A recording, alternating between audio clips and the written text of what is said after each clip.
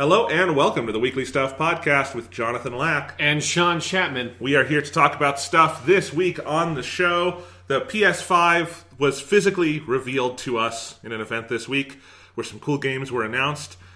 Big not E3 event that we have to talk about this week. Yes, so the biggest not E3 2020 event to date, I would say.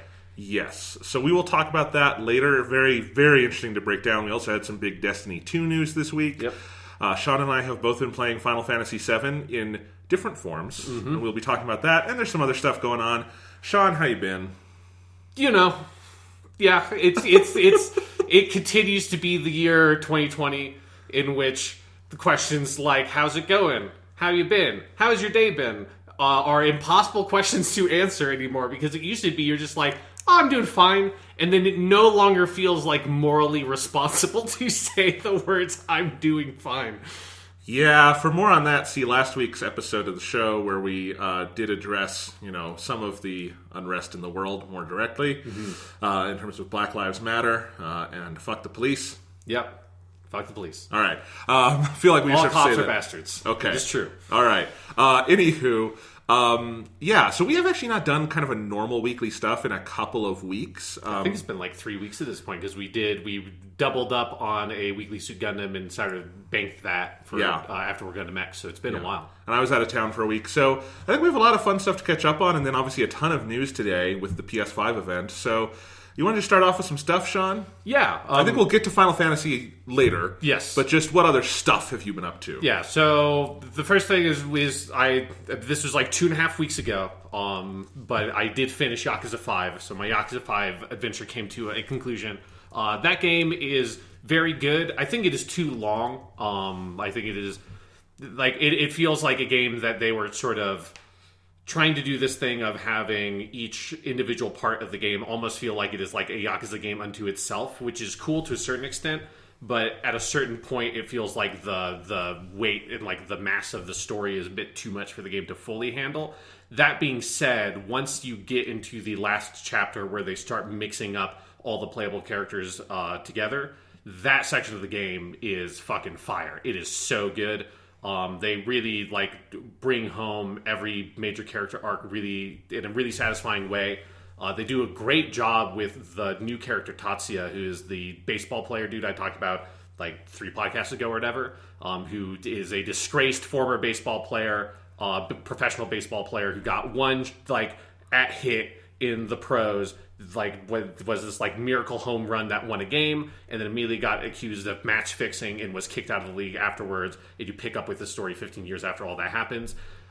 His story is awesome, and the last moments with his character in the story are so good, and the way that they do find ways to link up the themes of his story with the themes of the other characters, particularly Haruka's story, because she is a young woman who is now in the public eye doing this pop idol thing, and the whole game kind of revolves around ultimately all the characters converging on Kamurocho in Tokyo, where Haruka has her big debut pop idol live concert. That is a huge plot point in the game of all the weird politics around getting this concert to happen, because it involves, as in the real world and real show business in Japan, the Yakuza are involved in that stuff. And so they kind of get involved in some of that stuff and how all that works out. And the way that they cut to all the different perspectives of different characters, all the main characters going off and kind of fighting their final battles, all while Haruka's concert is going on. And the way that that is framed is really, really good. And it's a kind of thing that, they should just make a Yakuza 5 movie, because if you can, or someone should edit together the material at the end of the game into a concise 30-minute scene, because it is really fascinating the way that all the plot lines are kind of intercut together. And then the best part about that game to me is the very, very end is absolutely phenomenal. It is a thing where it feels like them setting up a lot of stuff they do stylistically in Yakuza 0, between having your Majima and Kiryu protagonist roles, that whole game is about those two characters, but those two characters never properly meet over the course of that story. So the story is not about how these two people come together. It's about their parallel lives and their parallel journeys. And there's a very similar thing they do in Yakuza 5 that comes into focus in the final sequences, that this game is ultimately about Kiryu and Haruka's relationship. Everything else, like, aside, there's a lot of other stuff going on in the game, but at its heart is about these two people who have been separated for the entire game. They only have one scene in the game proper together, and that is during a flashback during the events of Yakuza 4, basically.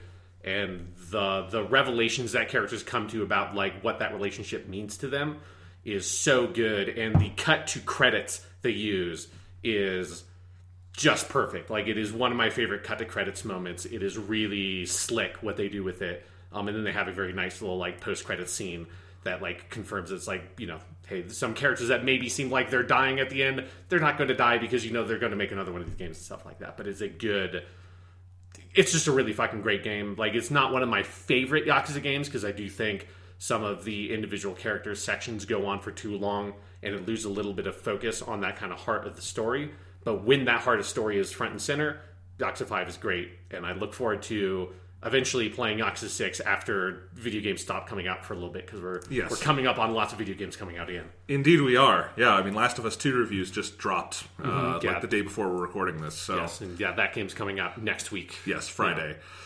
So yeah, that's awesome. You're very close. I'm excited to hear your thoughts on Yakuza 6 and hear how you think, having gone through this whole journey, how they wrap it up. Yeah, and I'm really excited for Yakuza 6 having one more game that is just Kiryu, and Kiryu is the only playable character, because there's something fun about, particularly there's something fun in Yakuza 4 and 5 about meeting the new characters, and I generally think that that's what those games are best at. Like Yakuza 5, I think the weakest parts are where you're playing as the other playable protagonist from Yakuza 4 that carried over, which it's still good, but it's not like revelatory in the way that the Kiryu stuff in 5 is, and the Haruka stuff in 5 is, and the Tatsuya stuff in 5 is. But yeah, going back to, let's pare it back down, let's focus just on Kiryu and Haruka, because it is, this series up till now has been about their relationship, going from Yakuza 1 to 6. And yeah, like that focusing in for the last game of this saga or whatever before we move on to Yakuza 7, which I'm also very excited for. I'm highly anticipating getting around to Yakuza 6 soon. Yeah, awesome.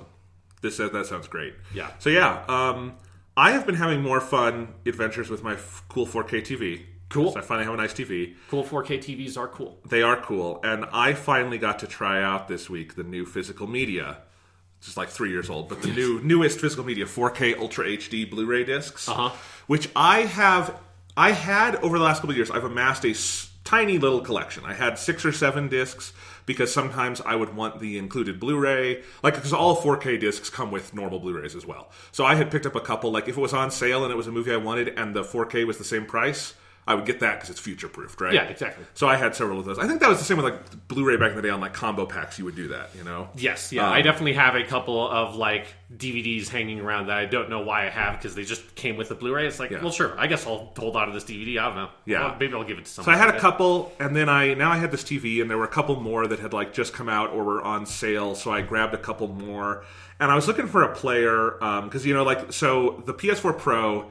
Inexplicably, it's the weirdest thing about the PS4 Pro, does not play 4K discs. Mm-hmm. Even though that's Sony's physical media format, it's very weird that they don't do it. The Xbox One S and X both do, but not the Xbox One SAD, which is what I had, which is the one with no discs. Yeah, because that plays no discs, 4K or otherwise. Yes, no discs. It's where the disc slot is, it is plastic. It's just a frowny face. Yes. Oh, that would be funny if they did that. But yes, they just curve the slot, but nothing can go in there.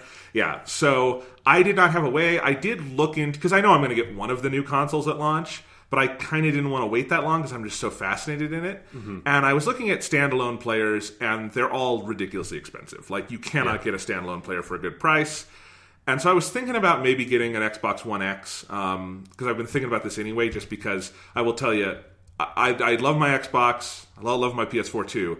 The Xbox One S, the base Xbox One, does not perform well on a 4K TV. It's just too weak. Mm-hmm. Games look like it's really like games like Assassin's Creed Odyssey, which are beautiful games. Just it kind of looks like playing Witcher 3 on Switch. It's just really struggling. Right.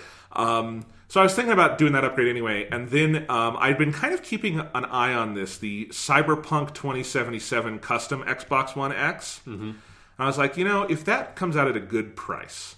maybe I get that, and that's my Xbox for a while, and then maybe, PS5 at launch, because the Xbox One X is powerful enough to be future-proofed for at least a little while. Yeah, for a year, probably a year and a half. Yeah. I mean, Microsoft has said that all their first-party games in that launch window will be cross-gen. Right. Like, I can't imagine Halo Infinite will run anything less than very well on the Xbox One X. Yeah, I agree. So anyway, so I was keeping an eye on that, and then I happened to be up at the time of night. It was like midnight or 1 a.m. when the tweets went out of like, holy shit, this is on sale. And to my immense surprise, the Cyberpunk one was sold for $2.99 on Microsoft's site. Yeah. And that's a big sale. That's a good deal. Yeah. So what it was, so this is a limited, they only made 40,000 of these. It is, if you have not seen it, go look up pictures. It is the nicest looking console ever made. It is so fucking cool. It looks like something out of the Cyberpunk world. It looks painted. It's got laser etching on it and on the controller. So there's a lot of like things that look like scuff marks and bumps, and those are all real, like on there. You can touch them and feel them. And so it looks really cool. So it comes with the system, the special edition controller, which on its own goes for $80. It came with a stand, which most Xboxes don't come with, so you can stand it up if you want. All the stuff in there is custom as well. Like the HDMI cable is like neon green, which is just funny to me. And it comes with the full game, Cyberpunk 2077, and the expansion pass, which I didn't even know about. So as like a digital code, as all a digital code. So it's actually, they actually don't even do digital codes anymore. It's when you boot up the system, it says, hey, your Xbox came with this stuff. Do you want to claim it? Okay, you say cool. yes. Yeah. Which some people like got butthurt about it. I like that because I don't have to insert like a 20-digit code. I just say yes and I'm done. Yeah. But now there is a Cyberpunk like icon sitting on my game screen until September. Yes, that's going to be, because it's interesting, because I didn't know that they had made a limited console for it that came out so early, because I feel like usually those things are timed with the release of the game. Yep. So that's kind of weird, but well, keep in mind that when they probably planned this, it was planned for like May. Right, that's right. Yeah, so it got delayed to September. Yeah, that's true. And I think they probably just felt like we don't want to launch our cool new Xbox One X right before the Series X, so they did it now, and I think it's cool. So for $2.99, that's honestly like a good deal because the game itself that's worth probably $90 with the expansion pass. Oh yeah. And then I've already sold my old Xbox for $250 because Xboxes are out of stock everywhere right now, and you can really, if you've got an old one to sell, like just maybe go look at the eBay prices. You can get a pretty good sale for them. So nice. I feel good about that. The Xbox One X itself, I haven't played a ton on it yet because right now I'm playing a PlayStation 4 game, but I've played a couple of things, and it feels like a new generation console coming from the Xbox One S. I mean, way more than base PS4 to PS4 Pro did, and that's obvious. The base PS4 was more powerful than the Xbox One, and the PS4 Pro is less powerful than the X, so there's a little jump there. And then on the Xbox, there's a cavernous jump. And so, like, Assassin's Creed Odyssey, it looks like the difference between, like, Black Flag on PS3 versus Black Flag on PS4. It's that kind of, like, massive, oh my god, because it's going from, like, 720p yes, to it's going native 720p to actual 4K, which is a massive resolution jump. Yeah, because unlike the PS4 Pro, the X can run a lot of games at just native 4K. Yeah. I've been playing a game that has completely surprised me that I actually very much like is Minecraft Dungeons, which I would not have tried without Game Pass. I'll probably talk about more in the future because I haven't played a ton. That looks phenomenal on there. Obviously, a bunch of games have HDR. The Halo Master Chief Collection, I forgot about this, but when they did the whole rebuild of it where you had to re-download the whole thing, they also Xbox One X enhanced it, and so all those games run in native 4K and HDR. Nice. So you can play like old Halo 2 multiplayer with the HDR on, and you think, well, that wouldn't make much of a difference, and then you see a grenade blow up, and you're like, oh right, explosions in HDR are the coolest fucking thing in the world, and it's all running at a rock-solid 60 FPS. That just looks awesome for all those old Halo games. Halo 5, which I've been playing more of the multiplayer of recently because I went back and kind of dicked around it, and I'm like, all right, Halo 5, if you're just doing the normal like arena multiplayer, it's fucking great. Yes, the thing that the multiplayer felt like it was built for, which is like 4v4 Team Slayer. Exactly. Yeah. That's great. And Halo 5 was also boosted. It runs at a native 4K. It does not have HDR, but to see that game run at native 4K, rock solid 60 FPS, that game, like, I had lots of issues with Halo 5. I've been very vocal about it. Yeah. That game is a technical marvel, and it should never be forgotten what a fucking technical marvel it is. It was my number 10 game of that year. Yeah. And if we're not, I mean, because at the time, remember, it was running at like 1080p, 60 FPS for a brand new Halo game, which had never been done, like attempted even. Yeah. That was amazing. So that's really cool. That game looks great. what else? I've tried a couple other things, but anyway, games look very good, and it does feel like, frankly, a generational leap in some aspects. Like, not the same as we're going to get with the new systems, but worth it to me for having that. And it can play 4K Blu-ray discs. So I have a small collection. I think I have 12 right now. And mostly I've had a little policy for myself if I'm not buying anything I already had on Blu-ray. I will break that at some point, because there are some Blu-rays that are just like bad and I want an upgrade for. Like, I know they have Blade Runner out on it, and the Blade Runner Blu-ray basically just looks like the DVD, so that's one I'll want to upgrade for. The only one I've broken that on is The Wizard of Oz, which is one of the first discs I bought. And I've rebought the Star Wars prequels. And I'll talk about that in a minute. But yeah, so everything else is stuff that I didn't even have on Blu-ray before. Some I've seen in HD. But yeah, it's really cool. I've only watched 2 movies in full on that, but I've sampled like all those discs I have. And for some of them, like, it's a really interesting format, because every other physical media format jump we've had is extremely stark. Like VHS to DVD, probably the starkest ever format jump. Especially once you have like anamorphic widescreen and stuff like that. It's incredible. DVD to Blu-ray, very stark, although DVDs upscaled well so that they didn't look bad or anything. And then, honestly, I think Blu-ray on a 1080p TV to Blu-ray upscaled to a 4K TV is also a huge jump. So Blu-ray on a 4K TV to 4K Blu-ray on a 4K TV, it really depends on the movie. Some of them are going to look like big format-changing jumps. Some of them are going to look pretty subtle, because a lot of movies, you have to remember, only exist at 2K. Yeah. Honestly, what I've noticed most is I do think the medium is best for older movies. As weird as that sounds.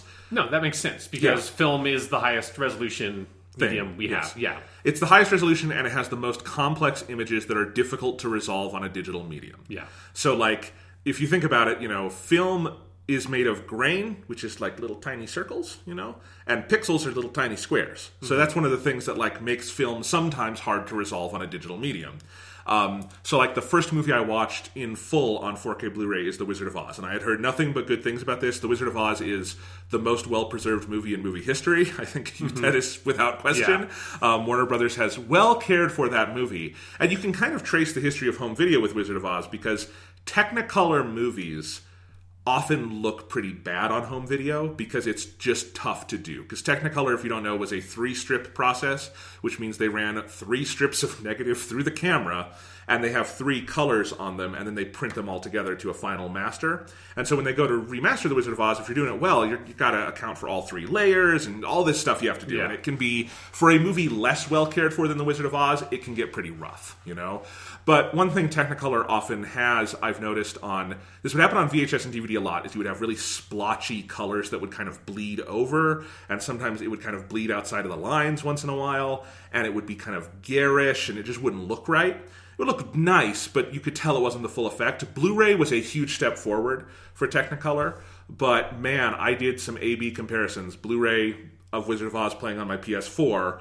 4K disc playing on my Xbox, and it is night and fucking day, because you're not just jumping to 4K, which this is a film, movie, so they natively actually scanned it at 8K for this restoration, and then downsampled to 4K, so it's full native 4K and an HDR pass, which is great for film and for Technicolor, which has all these layers of color that it's not the same as whatever standard dynamic range televisions had. Yeah. So it was at one point kind of fitting a square peg in a round hole. Now it's kind of matching more, and it's amazing. Like, the biggest thing I've noticed, and I've seen this on several other movies I've tested. So I also have Superman the movie on 4K. I have 2001: A Space Odyssey, which I cannot wait to watch in full, and a couple of other 35mm movies. The biggest thing is grain resolves so much better. And it already resolved pretty well on Blu-ray, but like, if you have a Blu-ray of an old movie, like The Godfather or Wizard of Oz, or something that is a grainy movie, just pause the image and go up to your TV and look at it, and you'll see grain will kind of clump, and that's where you'll get compression artifacting and stuff, because it's 1080p is not anywhere near the resolution of actual film. Yeah. 4K is much closer to it. And so for one, like, if you look at the old Blu-ray of Wizard of Oz, which is what's in the package, like, the grain is kind of out of control on that image. It's creating a lot of digital noise. Like, whenever it cuts to like Judy Garland in a close-up, there's a lot of banding and digital noise and stuff. And on the 4K disc, it just looks like film. Like, it just looks like a pristine, printed, negative printed to film that you are looking at. The HDR for a beautiful Technicolor movie like that, like, there's so many more ranges of colors that you would have never thought, but they are there in the image. Skin tones, I did not realize HDR helps skin tones so much. Because if you look at old copies of Wizard of Oz and, like, look at Dorothy, who is the only person not in makeup for the movie, it kind of she just looks white. Like, she just has kind of one skin tone, because it's hard for, I think, a DVD or Blu-ray to render more than that for Technicolor. But when you look at it on the 4K disc, it looks like skin that Judy Garland has. And I know that sounds weird, but, like, you see her freckles, and you see, like, lines in her forehead and things like that. And, like, you see, like, where the, like, rosy red makeup on her cheeks is. And it's like, this is amazing. On the people who do have makeup on, I have never seen this before. There's actual burlap sack texturing on the straw man, the scarecrow's face, that I have never seen. And that's amazing. And, like, the Tin Woodsman, there is so much more, like, rust and detail on that costume than anyone has ever seen outside of 1939 on film, you know? The Cowardly Lion, that suit looks really uncomfortable and hot when you see it in full 4K. The Wicked Witch of the West, the biggest weakness of any previous Wizard of Oz disc is look at the Wicked Witch, and that green is bright and garish and, like, doesn't look right. And now it looks like makeup on an actor's face with multiple kind of tones of green. Shapes to her face. And it's things like that where, The Wizard of Oz is literally the most seen movie on planet Earth. This is the Library of Congress has said that, you know? And, like, everybody knows what this movie looks like. And to see it like this felt like I was seeing it for the first time again, and that's incredible. I've not watched the movie in full, but I have Stanley Kubrick's The Shining on 4K, which I actually bought like a year ago just for the remastered Blu-ray, because I've never had that movie on Blu-ray before. And it's a great 4K restoration. But I was doing A-B comparisons again. And resolution-wise, it's fairly subtle. It is a native 4K remaster, but like... So you'll see like where, okay, I can see more detail in that mountain or in that tree or in this part of the hotel or on that person's face. The HDR, though, is where it really shines through. So, like, I noticed I was doing an A-B comparison with a scene early in the movie where Shelley Duvall is in their, like, kitchen talking to Danny. And she has on this, like, red sweater with, like, a blue shirt over it. And I noticed on Blu-ray, you have, you're in the standard dynamic range, and so everything is sort of uniformly bright across the screen. And certain colors, and you would never notice this if you didn't spot check it with an HDR disc, certain colors read as, like, kind of loud and garish more than I think they're supposed to. A little gaudy almost. Mm-hmm. And then you go over to the HDR, and it looks like a much more natural, subtle sort of red that, as someone like me who has seen a lot of 35mm, I'm like, that's what that looks like on 35. Is that color reads much more nuanced and has more detail in it. And that was just a small thing. I'm like, okay, this is interesting. And now when I look at like Blu-ray discs on my TV or like standard non-HDR stuff, I'm noticing where like, okay, here are the limitations of the standard dynamic range that I would never have been able to tell you about without seeing it. Yeah. The other movie I've watched in full is the movie Gemini Man with Will Smith. Okay, yeah. So I think I talked about this when the movie came out in theaters. Yeah. Because this is a movie Ang Lee did that he shot at 4K, 120 FPS 3D. Native 3D, not a post-conversion. And that movie like has literally never been seen in that full format because there's nothing on Earth that can show 4K 120 3D. There's just no projectors that Not can yet. do that. Eventually, we will catch up to where Ang Lee is. Yes. So like I saw it in theaters at 4K 60 FPS 3D, and I talked about how it's an okay movie. I actually kind of like that movie in some ways. I don't think it's nearly as bad as people say it is. There's some... Like, it's really well acted. It's got phenomenal action. It's a dumb 90s script, but I've seen plenty of that. Not usually directed this well, so, like, whatever. I like that movie just fine. But it is more of a technical exercise, and you've got to go into it with that. But I talked about how I found it technically just magnificent and, like, really feel like it came out of the future. Mm-hmm. And the 4K Ultra HD Blu-ray disc attempts to do as much as you can on home video of that experience. So it can't do 3D, but it is in native 4K and it is in 60 FPS because 4K discs can go up to 60. So like, I don't know if they could do the Hobbit movies at the high frame rate on this because 48 is a weird thing, but maybe. We'll see. Because they can do 24, so maybe they can double it. We'll see. They're going to be doing the Hobbit and Lord of the Rings on 4K next year, I think is the word, because that's going to be, wait for it, Sean, the 20th anniversary of Fellowship of the Ring. We're old. We're old. Yep, we're old. What episode of this podcast are we on, Jonathan? We're on 333. Yeah, we're old. We're old. We're halfway to the number of the beast. Yep. And that's when we'll stop, because we're secretly Satanists. Yes. The last podcast will be us reciting from the Book of Satan. Yes. Yeah. Or whatever Satanist and read. it will summon the end of the world. Sean, we're not going to make it that long. No, that will be the last day. I mean, Okay. That's only a couple of... What, that's like... That's like something like 6 years or something like that. So yeah, Okay. I think we got 6 years. Okay. We'll make it to 2026, and then that's it. Because it'll be... Well, Joe Biden will win this year. He'll go through 2024. Trump will run again and get back into office, and then 2 years into his run, destroy the world. Yeah, and he'll rip off the face mask, and he was just Hitler the whole time. Yeah. He never died. What was I talking about? Gemini Man. Yes, Gemini Man. So it's native 4K, 60 FPS. They put it on the highest storage 4K disc, which is 100 gigabytes. So it's just a 100 gigabyte movie file. And it is one of the most impressive things I've ever seen on my television. If you have the capacity to play a 4K Blu-ray, buy Gemini Man. Not because you're going to love the movie, you might like it, but because there's no demo disc that is better than that. Mm-hmm. Because you'll get to see a movie shot in a high frame rate really well. That movie is much, much better at doing high frame rate than the Hobbit movies were, for instance. Partially because the technology has come along, things don't kind of come across as gaudy or washed out as the Hobbit movies did, which was, I think, a result of that partially. But it's just, you get that, you get the native resolution. It is such a well shot and creatively directed movie. It is just so full of wow moments. One thing I noticed, Sean, virtually every scene in Gemini Man has either running water or fire somewhere on screen, because those are the most notable things at a high frame rate. Yeah, that's the kind of stuff that can make regularly shot movies look bad in some of those scenes. Yes. Yeah. And so you will be able to notice that. You will never forget that it's at a high frame rate because he puts those things in every scene on purpose. And every action scene is so clearly a test of Ang Lee saying, what can I do that I couldn't do without these tools? Yeah. And there is this motorcycle chase that I'm sure I talked about in theaters early in Gemini Man where Will Smith, there's a single long shot where he gets on a bike and it's a close-up of him on the bike. And he goes, and then from behind we follow him through this entire town, and then he falls off the bike, and it ends on a close-up of him. All in one shot, all at 60 FPS, all at 4K. I don't know, all outside, broad daylight. I don't know how they did it, because I don't think Will Smith is a stunt driver like that. Mm-hmm. And it's incredible, and it plays just, honestly, maybe even more incredibly on disc, because in theaters you didn't have HDR.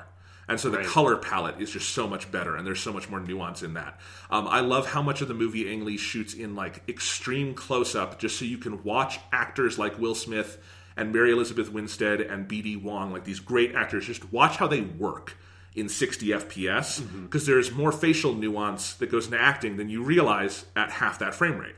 Or the whole conceit of the movie, which is Will Smith is fighting a young Will Smith, and that it's the most impressive CGI ever, because it's, other than one scene at the very end, it is so fucking flawless. There are scenes where he has the young Will Smith eating ice cream, so you have to go inside his mouth, and there are scenes where you have a flashlight shining on him while he's covered in rubble, just so that they can show off. The whole movie really does feel it's like that Unreal Engine 5 demo, but as a movie. It doesn't really feel like a movie, but it feels like a phenomenal tech test. And if you have 4K disc capacity, that's a movie you 100% have to watch. Now I'm imagining you're in the movie theater, you're watching this movie, you get 1 hour in, and all of a sudden Ang Lee's voice comes over the speakers. It's and then see what happens if I turn this dynamic global illumination CG system off for this scene, and all of a sudden the fake CG Will Smith just looks like a cartoon man. And it's then we turn this back on, and here's our dynamic nanite rendering, and then let's turn that up to 11. Oh, I wish Ang Lee did audio commentaries, because I would 100% listen to him nerd out about how he made this for 2 hours. Yeah. That would be so fascinating. But it's really interesting. So I've tried some other discs. The one I have in my pile I am most excited to watch by far is 2001: A Space Odyssey, because 70 fucking millimeter. Yeah. And I think... And it's 2001: A Space Odyssey. You just get to watch that movie again. Yeah, it's the best movie I have in that pile, probably. Although I did also just buy Parasite, the Bong Joon-ho movie that won Best Picture, because that movie came out right before the Oscars, only on Blu-ray. And people were like, oh, hey, he shot this in 4K. They should it's on 4K in Korea. They should give it to us. And the company, Universal, was like, it's a foreign film. We can't do that. And then it won all the Oscars. And I swear to God, Sean, the day after it won the Oscars, they're like, 4K disc coming this summer. Yeah. So I just picked that up, and I did watch a couple scenes, and it is also stunning because it's native digital 4K content. I mean, you can't get like more. It's like you're just seeing the raw movie on your screen. Yeah, you know. So it's really fucking cool. I also think that 2001 disc is the first time 2001 has been mastered on home video from the actual 70mm elements. I think in the past they've always done it from a 35mm dupe because it was easier for like DVD or whatever. Right. But anyway, it's really cool. As like a film nerd, there's a lot that I would like to see sort of because Warner Brothers is doing the best at this because they have a huge catalog that they are doing a lot of that catalog. Like I know the next Kubrick movie they're doing, I think, is Full Metal Jacket. Cool. I can't fucking wait for. So like that's really great. They've been getting a lot of Kubrick out. But other companies are doing some cool stuff. Like I said, I got the Star Wars prequels because those have had such a rocky history on home video. And they did do new native like 4K restorations of those movies that, based on what I'd seen on Disney Plus, do look pretty substantially better. It's subtle, but they do look, because those movies were all made in 2K, obviously. But it is a difference. Like I did watch a little bit of Phantom Menace A to B, and like you can just see all the detail of the makeup on Ray Park's face for Darth Maul, and I'm like, that was worth it. I'm into that. So anyway, the highest resolution Darth Maul possible, please. Yes, exactly. So it's a cool format. I would just be cautious of like if you're not like a super video, if like there's nothing wrong with you with streaming video and you don't notice anything, you probably don't need to invest in this. But it is a really interesting format, especially for, and that's why I'm kind of sad it's coming near the death of home video, because we're not going to get like all of the Criterion Collection on 4K. You know? Yeah. I don't know if we're ever going to get like Seven Samurai on 4K, although it would be very cool. Although again, Blu-rays upscale so well on 4K TVs, I'm not too sad, but it is a cool toy I'm playing around with. Well, you just talked a lot about home video stuff, and I wasn't planning on talking about this, but now it has inspired me, John, because I have been watching some of my Blu-ray stuff, because I've been expanding my home video collection now that I make what we call money, rather than barely surviving, which is what most of my life was. I have this thing called a salary. Well, I don't know what the fuck that is, but I get money now. I do stuff, and then they give me money for it. I'm like, this is crazy. And so a couple of things I've been watching, because also now that I'm on quote unquote summer break, I have my evenings are freed up, so I'm doing my evening watch something with my dad, which is how I watch like Sopranos and stuff like that.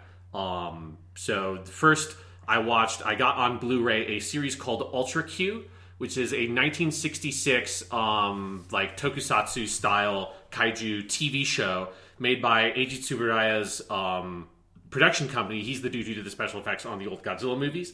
So basically, after the old Godzilla movies, he started his own production company. And in conjunction with Toho, they made a show called Ultra Q, which then eventually it was really popular, and then eventually the sort of spiritual successor to Ultra Q was Ultraman. Then Ultraman was even more popular, and they made a million Ultraman shows. Ultra Q doesn't have Ultraman in it. It predates that. And it's basically like a show that is more or less, what if you took Godzilla and you took the Twilight Zone and put it together and made a TV show out of it? That sounds good. It's very fucking good. It's a little bit more like for kids than the Twilight Zone is. There are a couple of episodes that have slightly more heady sci-fi premises, but they are there's a lot more kind of like comic stuff in it than just that basic pitch would indicate. But it is an absolutely fucking gorgeous show. It was at the time the most expensive TV show made in the world. It has effectively movie level special effects for the time for like kaiju stuff. Like they use costumes like Godzilla. They reuse a Godzilla costume. I think it's the King Kong versus Godzilla costume in the first episode, and they repurpose it as a new monster. Basically every single episode they're rebuilding another tiny version of Tokyo for something to stop around in, which is great. And the whole thing was shot on 35 millimeter. So it is an absolutely gorgeous looking Blu-ray. It is just that it had been a while since I'd watched something really nicely mastered in black and white. Yeah. And it was just like, fuck, man, black and white stuff just looks great. And Ultra Q also has really interesting direction. It's a lot of Japanese directors like really like trying kind of weird out of the box stuff. Lots of weird framing and lots of cool, like, wow, always whenever they do like the opening credit sequence, it's always awesome because there's this cool like James Bond theme that starts playing over it, and then they just do weird camera tricks and have like a whole grid of different shots on screen at the same time that they cycle through. Really cool, stylish stuff. A lot of fun. It's got a couple of really standout episodes in it. One that I thought was very funny is, Jonathan, you know that Matt Damon movie that came out a couple years ago that I think utterly bombed? That was about like him shrinking down. And being part. There's an episode of Ultra Q that is basically that concept. And it's so good because all these episodes are also like 25-minute long. So they like get in and kind of get out and kind of just tell their story. And that one is great because it's one of the most genius uses of the kinds of special effects they'd use in these things, where the whole premise is you have your main cast of 3 characters that are in almost every episode. And for this episode, one of the main characters ends up sort of accidentally signing up for this thing that is like this experimental community where they shrink people down and put them in this tiny community. And it's like this whole thing.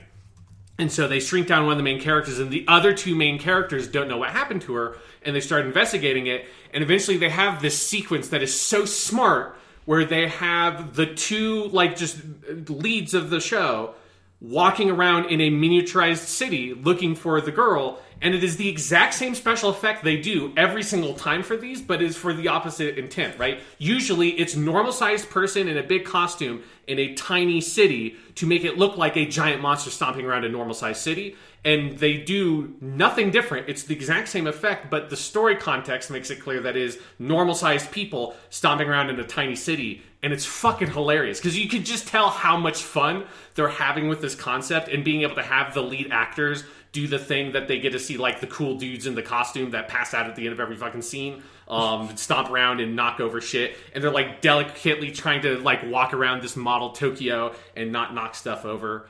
There's one episode that's great, is a like comic pastiche of the Japanese folktale Urashimataro, that is like this little kid who's trying to recreate that story and raising this turtle, and just goes on this zany adventure that ends with him in some weird dream space with a creepy girl swinging on a swing that is she's like basically the princess from that folk story. It has a bunch of nutty stories.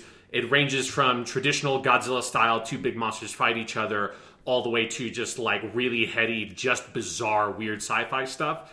And it is a lot of fun. And again, the Blu-ray set is gorgeous. There's no special features on it, but just the show looks so fucking good.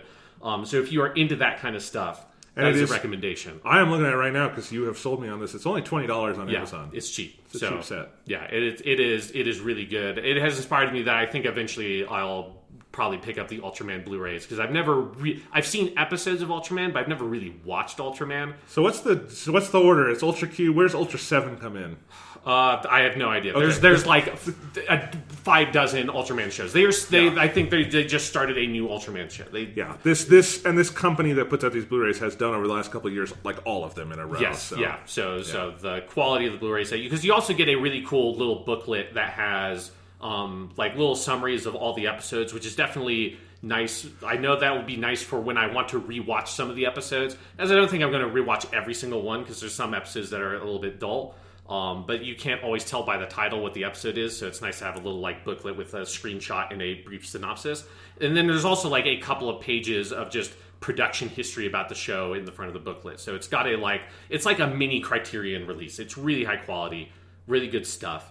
Oh, and the sets actually come with a number on the side that tells you what order they go in. Well, now I have to get the rest of them. Now I have to buy the rest. At least the steelbook versions. I don't know if there's steelbooks and there's normal ones. But anyway, that's cool. I like that Japanese stuff has gotten so much home media stuff in recent years. I have also been, because we finished that, and then I've broken into my Godzilla Criterion set. It's just been sitting around for a while. I watched Godzilla vs. Mechagodzilla basically the night I got that, and then I was like, I will wait and watch more of these later. And so now I'm rewatching through basically the second half of the Showa era Godzilla movies from that set, just because I owned the first half on DVD and watched those recently. A couple of those on Blu-ray. And those movies are a ton of fun. A couple of them I have enjoyed way more watching them as an adult, because some of them, like Godzilla vs. Sea Monster, one I'd never seen in Japanese and I hadn't seen since I was a kid. And Godzilla vs. the Sea Monster, Godzilla vs. Hedorah, as with all Godzilla movies from that period, it has like 5 titles. That movie is fucking hilarious, and as a kid, I don't think I realized how funny it was on purpose. It has a couple of just like incredible gags that like I just literally laughed out loud watching it. It was like, this is taking me so off guard how good this movie is. How did the movies look? They look good. Yeah. It is a good master of those movies. I mean, it's, for some of them, literally my point of comparison is a VHS we recorded off of a TV broadcast of the movie. Right. So in particular, for me, it is like, this is the biggest upgrade imaginable. Like, this looks like a movie now rather than like a weird shrunken down TV show that's like cropped to 4:3 and shit like that. The Japanese version of Godzilla versus King Kong, or King Kong versus Godzilla on that set, is literally, I think, just a raw 35mm scan with like nothing done to it, and I enjoy that very much. Yeah, it looks good. Mm-hmm. Yeah, I also like the biggest one rediscovery for me of those movies is Godzilla versus the Smog Monster / Godzilla versus Hedorah. Again, all these movies have 5 billion titles. That's the really weird one. That one is directed by a man named, I think, Yoshiyuki Banno. I know Banno is his surname. It's the only one he directed. It was a massive flop. It is a heavily derided Godzilla movie. It is best known as the Godzilla movie where Godzilla flies in it. If people have seen that GIF.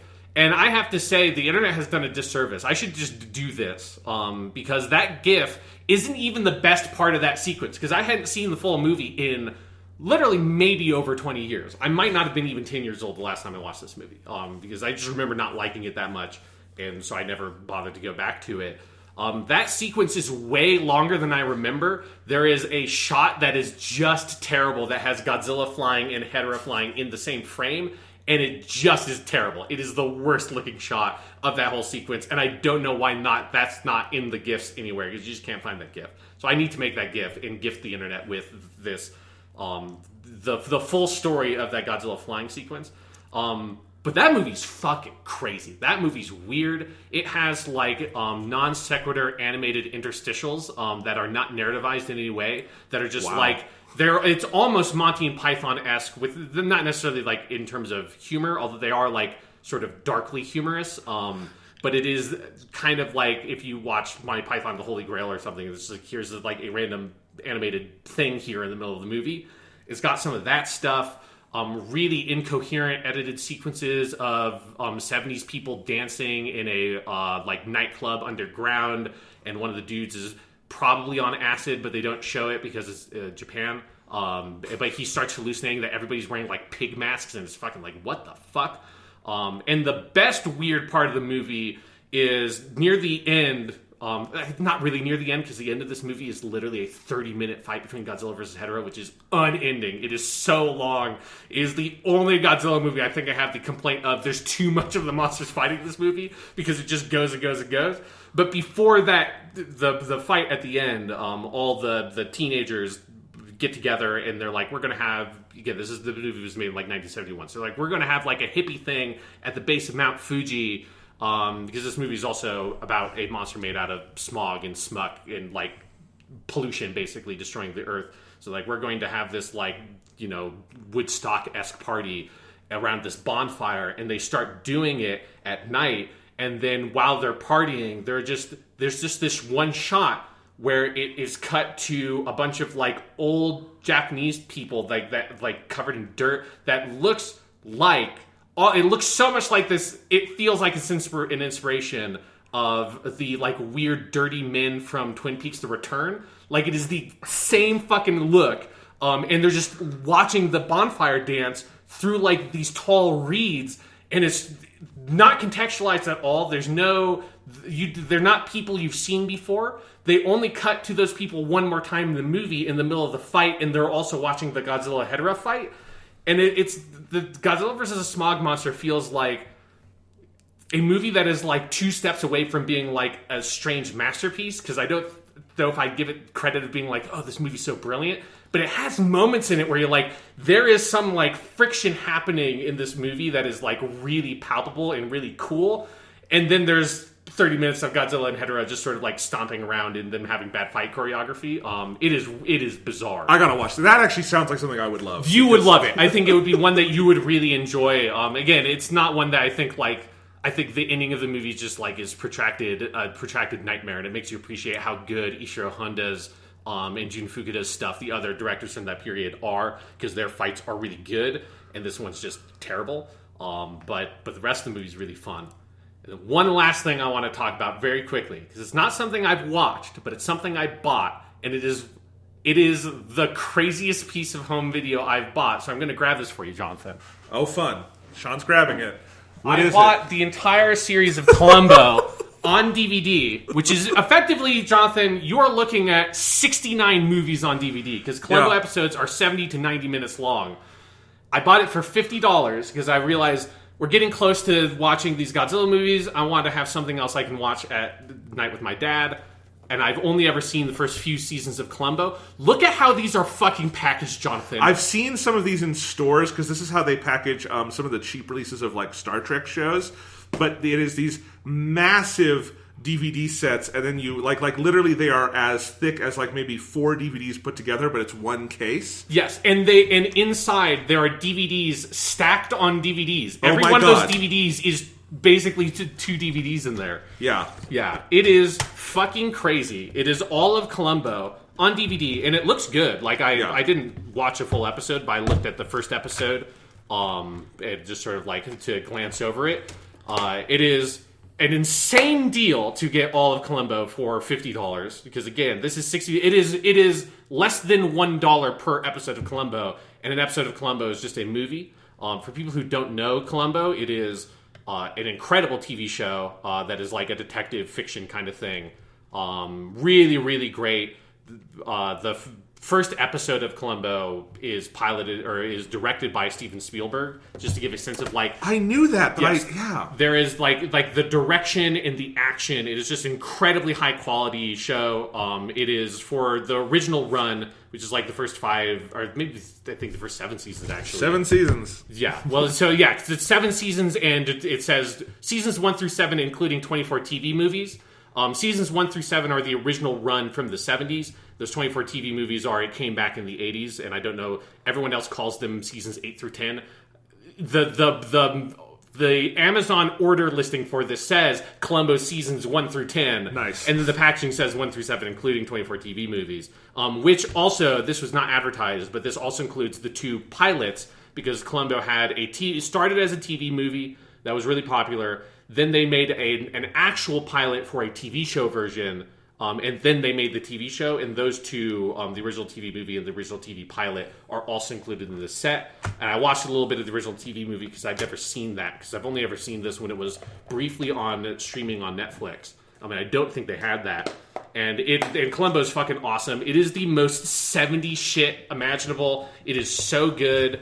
And I just got a huge laugh when I ordered this thing and got it, and just like the sheer number of discs, because I think it's something like 40 discs or something in this total. It is absolutely crazy, because they could only fit like 2 episodes per disc. Yes, it is 2 episodes per disc, so it is absolutely absurd. And again, I haven't actually watched any of the episodes in full, but it's the DVDs still look very nice. It is a good looking show. I'm really excited to watch it. But I was just flabbergasted, just because I don't think I bought something that was a DVD in a long time. And I forgot, Blu-rays don't just look better, they just also have a huge amount of data that you can put on them. Yes. So if you buy a TV show on Blu-ray, you can fit most of the TV show on a couple of Blu-rays. Whereas if you're buying Columbo, even on Blu-ray would be a lot of discs. But if you're buying it on DVD, it is a stupid amount of discs that I appreciate heavily how compact the package is, but it is crazy. It's very funny. Packaging is a fun part of collecting shit. All right, Sean, you want to move on to talk about Final Fantasy a little bit? Yes. All right, so I got my PlayStation back, finally, my PlayStation 4. Congratulations. And I You went on your voyage, your quest. Yes, to retrieve your PS4. To retrieve my PS4. And once I did, I immediately started playing Final Fantasy VII Remake, because I have been very jealous of everyone who got to play that. Mm-hmm. I got it the day it came out. I got the collector's edition. I had it pre-ordered. I forgot about that, yeah. So I just had it pre-ordered, and I decided not to cancel that pre-order, because I'm like, I want it. I'm going to play it. I want the collector's edition. It's cool. So I got it, but I had been just kind of sadly looking at it. Final Fantasy VII is a game I've had a weird relationship with, in that I've never played it all the way through to the end, but I've started it many times. I've gotten probably at least halfway through, but and I love what I play, but I eventually kind of peter out with it. Because a lot of the stuff I love about that, because part of it is also Final Fantasy VII. My most recent time I tried to replay it, the English translation is so disastrously bad for that game. It's not good. I don't think there's much of a... I don't know. Especially with the remake coming out now, I don't know if I would all that heavily recommend it if you have to read the English translation. But yeah, it's... Anyway, so it's a game I love in a lot of ways. Like the soundtrack was on my top 10 soundtracks when we did that. So I was very excited for the remake. The remake is phenomenal, and I love it. I'll talk more about that in a second. But Sean, weirdly, at the exact same time you started playing OG Final Fantasy VII. Yes. Well, I'm playing the PS4 version, which is the modern port of the 2012 Steam PC release. Yes. So it is... No, I'm not playing original Final Fantasy VII, because I have a similar relationship to Final Fantasy VII, and that is a game I own the PS1 classic version on Vita, and I've tried to play it multiple times that way, and never, like, not only did I, like, peter out, I never honestly got past, like, a couple of hours, and would always just be like, and then stop, and could never identify why, although I think, and now I think over halfway through the game on this version, and I think the number one reason why is that the PS4 version includes an ability to speed up the game by 3 times. It's the best thing about that version. It is necessary. It is absolutely necessary. It was the thing I didn't realize was the number one thing keeping me from playing more Final Fantasy VII was that game's fucking slow as shit. Not like the story pacing is fine. It is just literally it is slow to play. Yes, it is slow getting in and out of battles and all that kind of stuff. That part is very tedious. Sometimes text does not move with your control. Yeah, and you just have to sit there and wait so you can read at your own speed. So yeah, so I have been playing, and I'm certainly going to finish it. I'm enjoying it a lot, and I'll talk about it more. But yeah, so that's what I've been doing. Yeah. Well, I'm interested to hear. I mean, let's start with the original. I need to at some point go back and finish the original, certainly before the rest of the remake comes out. Mm-hmm. And like, you know, I said this on Twitter, so people were like, oh, but for the ending of the remake, you read. I'm like, I do know the story. I have read the summary. I know the story of Final Fantasy VII. I think everyone does. Yeah, there's stuff that I'm like, because I know I'm pretty far into the game. There's stuff that has not been revealed yet. And I'm like, oh, I didn't realize that this is like some late game stuff that I know about the plot of that game. Yeah. Then like that's way later than I thought. There's certainly some stuff I need to learn, but like I know the general plot about Sephiroth wants to bring a meteor and destroy shit. You know, that kind of stuff. What? Sephiroth's the bad guy. Yeah. Don't get too attached to Aerith, Sean. I'm sorry. What? Yeah. But she's my healer. Although I legitimately have... I mean, I guess, you know, the materia stuff in Final Fantasy VII makes this a little bit more trivial, but there's no other good magic character in the game, so I don't know what happens when she dies, because I feel like, do I just throw all my materia on fucking Ketchi? Like, what do we do? Yeah. No idea. So anyway, I do, and I will go back and fit. I have it on Switch, which is the same version you're playing, the PS4 port, or the Steam port. Yeah. And, you know, it's kind of funny. I did try going back to it earlier this year, and there are things I absolutely adore about Final Fantasy VII. I love the artwork. I know it's, like, very primitive with the pre-rendered backgrounds and everything, but I really like them. I think it's amazingly evocative. The music, obviously, is one of the best soundtracks ever, and there's just no getting around that. It's perfect. You know, I really like the characters and the story.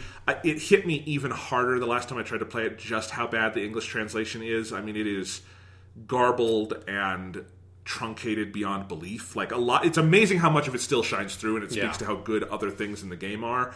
I'm not a huge fan of the original battle system. I know you aren't either. Yeah. Should we just bitch about it for a second? Yeah, I mean, do you want me to just sort of get into it since I'm actively playing it? Yeah. I want to hear your thoughts. Okay, yeah. So like, first of all, just a couple of things about the port stuff.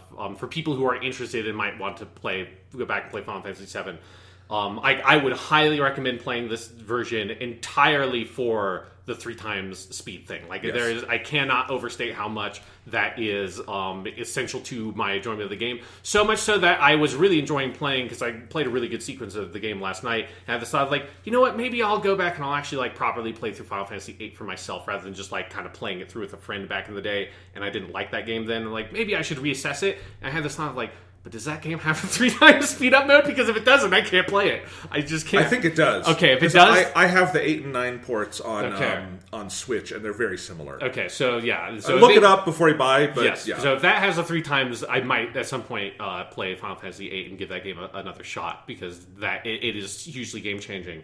But it is not a like zero sum game, or it's not like an all or nothing kind of thing, I guess, with the new port, because there is like a couple of things that are a little bit rough. There's a weird music glitch in it that like sometimes when you go between overworld and towns, the music just stops playing. Funny enough, they have fixed this on Switch. They have not fixed it on the other versions. Yeah. I literally downloaded a patch for it 2 days ago and looked at the patch notes, and that was not one of them. There were like a bunch of bug fixes, but that was not one of them. Like, yeah, if you have a Switch and a PS4 played on Switch, it's been fixed. Sure, yeah. It's like not a huge deal, but it's just a little bit of a like, that's weird.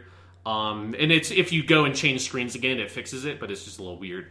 And like the main other difference outside of the little like quality of life things they bolted onto the game is obviously the reworked graphical stuff. So the new character models I think look great. I mean they're not new character models, they're just like they're shiny. Yeah, they're shiny. They're not. I mean, you know, the original Final Fantasy VII character models are just like a pixeled mess, and you can't understand what like characters are broadly unidentifiable to me. Particularly playing on the Vita screen when like it's that small, like, and it's already, you know, it's basically just a top-down classic Final Fantasy perspective with garbledy pixel 3D models that are not even textured. This is before texturing in 3D models for video games. So they are just literally colored triangles stitched together to look like a character that were then really pixeled. So they look like a little chibi cloud in Tifa and stuff like that. The battle models look pretty good.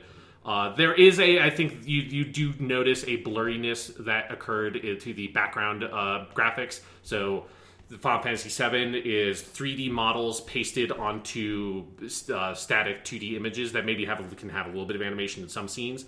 But generally speaking, it's like Resident Evil. It is just like an image, like a JPEG that they are sort of approximating some sort of like invisible 3D geometry on for your character to move around to make walls. Although sometimes that is very hard to tell what is it's something very confusing. That you can move, that you can walk on and behind and stuff like that. Perspective gets weird with it. I think, though, the backgrounds, generally speaking, in the original PS1 version look better because the pass-through they did with the graphics for the remastered version make those look more blurry. So there's that issue. The translation, it was not retranslated. It was more like they went in and fixed some stuff about the original translation. There's one thing they did not fix, which my jaw literally dropped when this moment happened, where there's a sequence in Midgard where you are infiltrating the Shinra headquarters, and you can either like go into the elevator and do a bunch of fights, or if you don't like the combat and think it's a bad turn-based battle system, you can be like, we'll go up the stairs, and you go up the stairs. When you're going up the stairs, it's just like, it's you, Tifa, and Barrett, and eventually they start having like dialogue and banter about like how long these stairs are. It's like a Mario 64 infinite staircase. It's like, it feels like Flintstones, where it's like the background just keeps on cycling because it's just the same screen you're going through over and over again. It's kind of funny. But there's that one point where Tifa just full on drops like the R-word ableist slur. Like, it's just there. Yep. And I'm like, what the fuck? How, like, you know, it's bad that it was ever there originally, but it was 1996. Like, I can understand how that would have gotten in the original translation. How do you not go back and take that out? It's not like nobody knows. It's an early part of the game. If you look it up online, everybody knows it's there. And how you release that game in 2012 and not fucking change it, and then not change it in the subsequent re-releases of that re-release, blows my fucking mind that that's in there. Sean, here's the more mind-blowing thing. In the remake, she still says it out loud. What? No, I'm kidding. Okay. That would be amazing. Yeah, I mean, dude, Square Enix, I don't fucking know, man. Square Enix's dubbing, who fucking knows with that shit? It's actually very well done. Yeah. No, they don't do that. Because I did, when I looked it up, I did make a critical error, because I think I had heard someone say that like the translation was cleaned up, and I think my mind had interpreted that as it was retranslated. Nope. So I was like, it's probably fine if I just play this in English. And then I got like 8 hours in and just started to realize like, yeah, this is definitely not retranslated. And I got far enough that I'm like, I'm not going to rebuy and start playing this game from the beginning in Japanese. Yeah. And I think the translation issues are not as big of a deal once you're out of Midgard, mostly because like the story stuff is better once you're out of Midgard, and it is like, it is more evocative, and it tells a lot more of its story just through like mood, and it's less characters talking to each other. I love some of that stuff. Yeah. There's some of Cloud's flashbacks that are just stunning. That stuff is really good.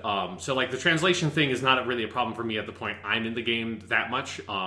It is a lot of like the major area issues with the translation are some of those really dense dialogue scenes where it can be literally hard to tell who is saying anything, because one of the things that gets lost in translation with Japanese, typically from Japanese to English, is context. Yeah. Because Japanese is a language that does not explicitly state things frequently and allows a lot of things to be heavily implied through context, and that does not translate cleanly into English. And so with English, you have to like understand the context implied in the original Japanese and insert that as explicit language in English, because it's literally stuff like subjects of sentences can be left out in Japanese, which is not something you can do in English and have it be like coherent language. So stuff gets misattributed to characters. Sentences just don't make sense because they don't feel like they're talking about things. Again, that I think problem gets smoothed out heavily once you're out of the opening area, which is the opening area. Like Midgard is, I think I got out of it in 5 to 6 hours. It is a small section of the game. It is hilarious to me. Like, I'm so fascinated to play the remake, because the main plot of Final Fantasy VII doesn't start until the very end of the Midgard thing. Yes. All of Midgard is just setting up characters and setting up basic themes. Sephiroth as a character is not introduced until the very end of that section, and the way he sort of enters the story is how the main plot begins. Yes.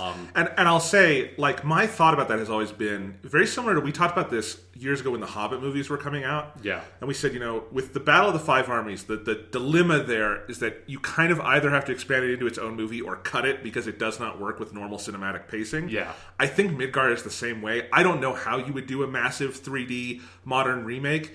And either like Midgard is too big to just be an opening section for that, like with the amount of artwork you would have to do and modeling, and like there's just too, or make it its own game, which is what they did, and I think largely very, very successfully.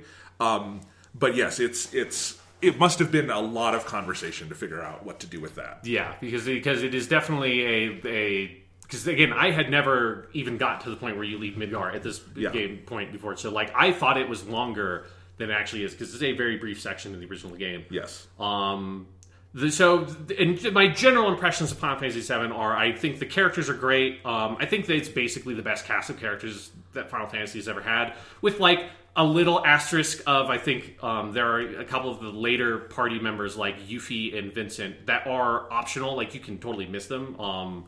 Vincent in particular, I don't know if I would have gotten him if I wasn't also playing this, like occasionally glancing at a guide to make sure I wasn't missing anything major, because this game is old enough that is an easy thing to do. Yeah. And it was like, Vincent, it can be a member of my party now. There's nothing indicating that that's a thing. You have to solve like a weird, slightly obscure puzzle to get to happen and fight a boss, and then he's in your party, and then I'm never going to use him, and he feels like him and Yuffie, because they are not essential members of the party outside of, I haven't gotten to a point, I imagine Vincent will have a side story associated with them. Outside of the side story with Yuffie, she has like not interacted with the main story in any way. So some of that stuff's a little bit rough, but the core cast of characters, Cloud, Tifa, Aerith, Barrett, and Red 13 are great. It is a really evocative world, really great themes. I love the visual styling of the game. I think it is a cool like midpoint between actual 3D video games and the classic pixel art 2D Final Fantasy.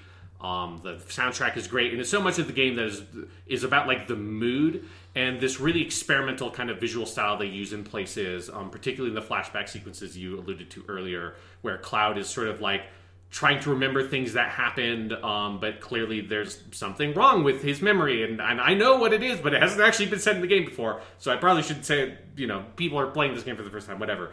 But yeah, so it's like he's, sort of piecing things together, and it's just weird flashes and like video static that plays on the screen, and lots of cool stuff like that feels a little bit like they're kind of pushing the boundaries of what they can visually achieve with a very early PlayStation 1 game, and their first ever attempt, basically the first ever attempt of any company to make a big RPG on like pure 3D hardware on a console.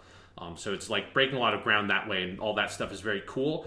The stuff that doesn't work for me in Final Fantasy VII is most of the like JRPG systems and mechanics. Yep. Like, I don't generally like the materia system that much. I think it like ends up, there's some fun stuff about it, but it ultimately I think ends up robbing characters of their like gameplay identity, because if I wanted to, I could just make Tifa almost as good a healer as Aerith. I just have to take all my materia, which are effectively just the spells and abilities that characters have, are equipable items that are attached to... they're basically like gems that are slotted into sockets on weapons. In like a Diablo context is more or less what they are. Which means that all of your heal spells and cure spells and stuff like that are all associated with an equipable item that you can equip on any character, and any character can equip any materia. The only things that distinguish characters specifically are the weapons that they can use. So like Aerith uses stabs. The Tifa uses like brass knuckles basically. Cloud has this stupid big sword, like all that kind of stuff. And then their limit breaks, which for most characters they do a lot of damage, and then for a couple of characters they like maybe do a little bit of damage and then do a like stats effect, or Aerith has a lot of healing stuff. But outside of that, any character can kind of do anything, and there's something about that just feels like they lose their identity as a character, versus if like, I've been thinking about Persona both with the PC announcement and that I still have Persona 5 The Royal sitting over there that at some point I need to play. And in Persona, your party members are very like clearly distinguished in the gameplay by like the element types that they use and the kinds of spells they have that gives them a specific utility that is associated with that character and who they are. And that, I think, is a cool mechanic in JRPGs that in Western RPGs typically doesn't exist. And it allows for more expression in some way of that character through the combat. Like, it still allows you to be strategic and make choices, but yeah. Yeah, or if you think, like, Dragon Quest XI, which obviously, like, is a... that game is building on a lot of systems, so I'm not expecting Final Fantasy VII to have character progression and character building as good as Dragon Quest XI. But Dragon Quest XI is a good example of a game that's, like, characters in your party have very clearly designed prescribed roles that, like, Veronica is a sorcerer and she uses magic and that's her role. Like, and you can, but you have a really complex skill tree that allows you to specialize in specific ways within that role. But she's still a magic wielder, right? Like, the characters have certain things that they can do and certain things they can't do. Final Fantasy VII, I think the materia system kind of robs characters of that a little bit, which is a little bit frustrating. But the main problem is active time battle is a garbage system. It has always been a garbage system. It was a garbage system when these games were new. It's a garbage system now. I fundamentally do not understand what the design intent of active time battle is. For people who have not played old Final Fantasy games, because modern Final Fantasy... This started with 4 and it continued through... I think 9. Yeah, because 10... has the best Final Fantasy battle system, and 10 was completely different. So. Yes, yeah, because 10 was introduced the, like, we're just going to have portraits of the characters on the side of the screen that tells you turn order, right? That was 10. It's the conditional turn-based battle system, CTB, and it's the one that, like, Digimon story is based on. Takes it. Yeah, lots of JRPGs, like, did that afterwards because it's a really good turn-based battle system. But active time battle, which as you said is like Final Fantasy IV to probably about 9-ish. I haven't played 9 or like seen... Yeah. I don't think I've seen battles in 9, so I don't know for sure. But it's generally speaking, it's like it is turn-based, but before you can select commands for your characters, you have to wait for a bar to fill up. And once the bar fills up, then you can select your character command. And while that bar is filling up, enemies can do whatever they want to do. And you can modify this a little bit with settings in the menu, but by default, it's basically like if you just sat there and did nothing, your enemy just gets their turn over and over again. And that's the, quote, active time part of it.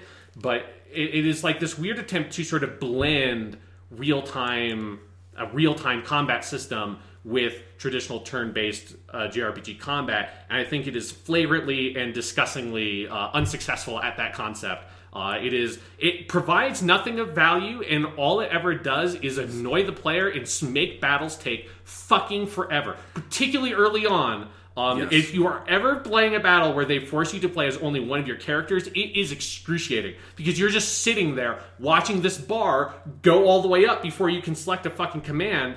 And it just, the whole, I feel like the concept of strategy in a turn-based battle system, in a classical JRPG battle system, is utterly, like, evaporated by the active time battle. It makes, it mostly incentivizes to me just, like, spamming the basic attack button. Final Fantasy VII is an extremely easy JRPG, so the vast majority of battles, you can just spam the basic attack button, and you'll be absolutely fine, because you'll eventually get your limit break. If you have Aerith in your party, her limit break heals everybody. So it's just, you just spam the attack and then eventually get your limit breaks and do it that way. It it's fixing a problem that fundamentally didn't exist. Yes, Dragon Quest 1 is a much better combat system, and it is the most bare-bones turn-based combat you could possibly make. Well, go back, because it's all based on Dungeons and Dragons. Yes. And it's roll for initiative, and then video games just do the roll for you behind the scenes, and that's fine. And here's the biggest piece of... If you want to defend active time battle, here's my biggest piece of evidence. Tell me why, in the deluge of throwback RPGs we've had the last couple of years, none of them do active time battle. Yeah. Plenty of them do... Okay, some of them do the Chrono Trigger thing, which is the one place active time battle has been used kind of well because it is an actual on-the-map moving around system. Yeah.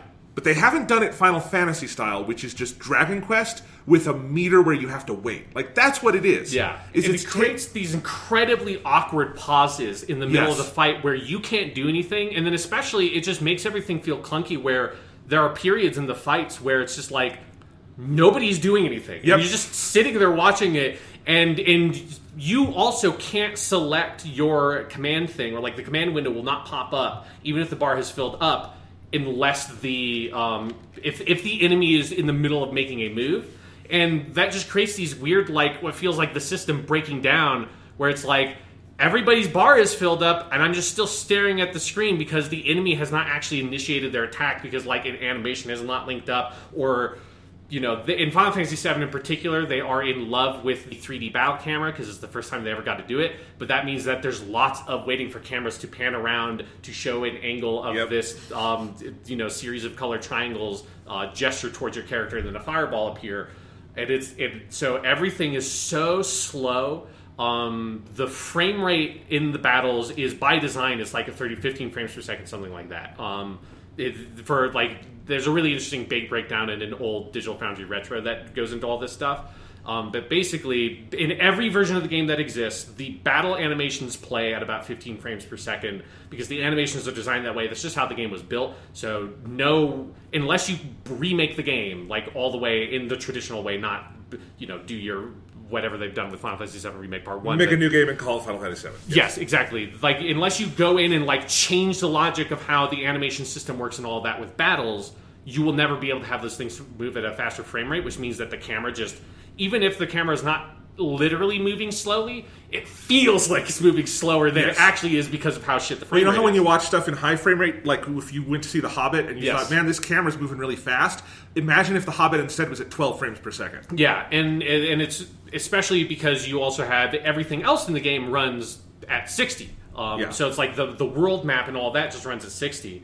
Here's one thing that the not original versions of the game, that every port of the game ever has had this problem, is that one weird thing about Final Fantasy VII is that a lot of the different elements of the game are kind of like stitched together in a way that modern games are not designed.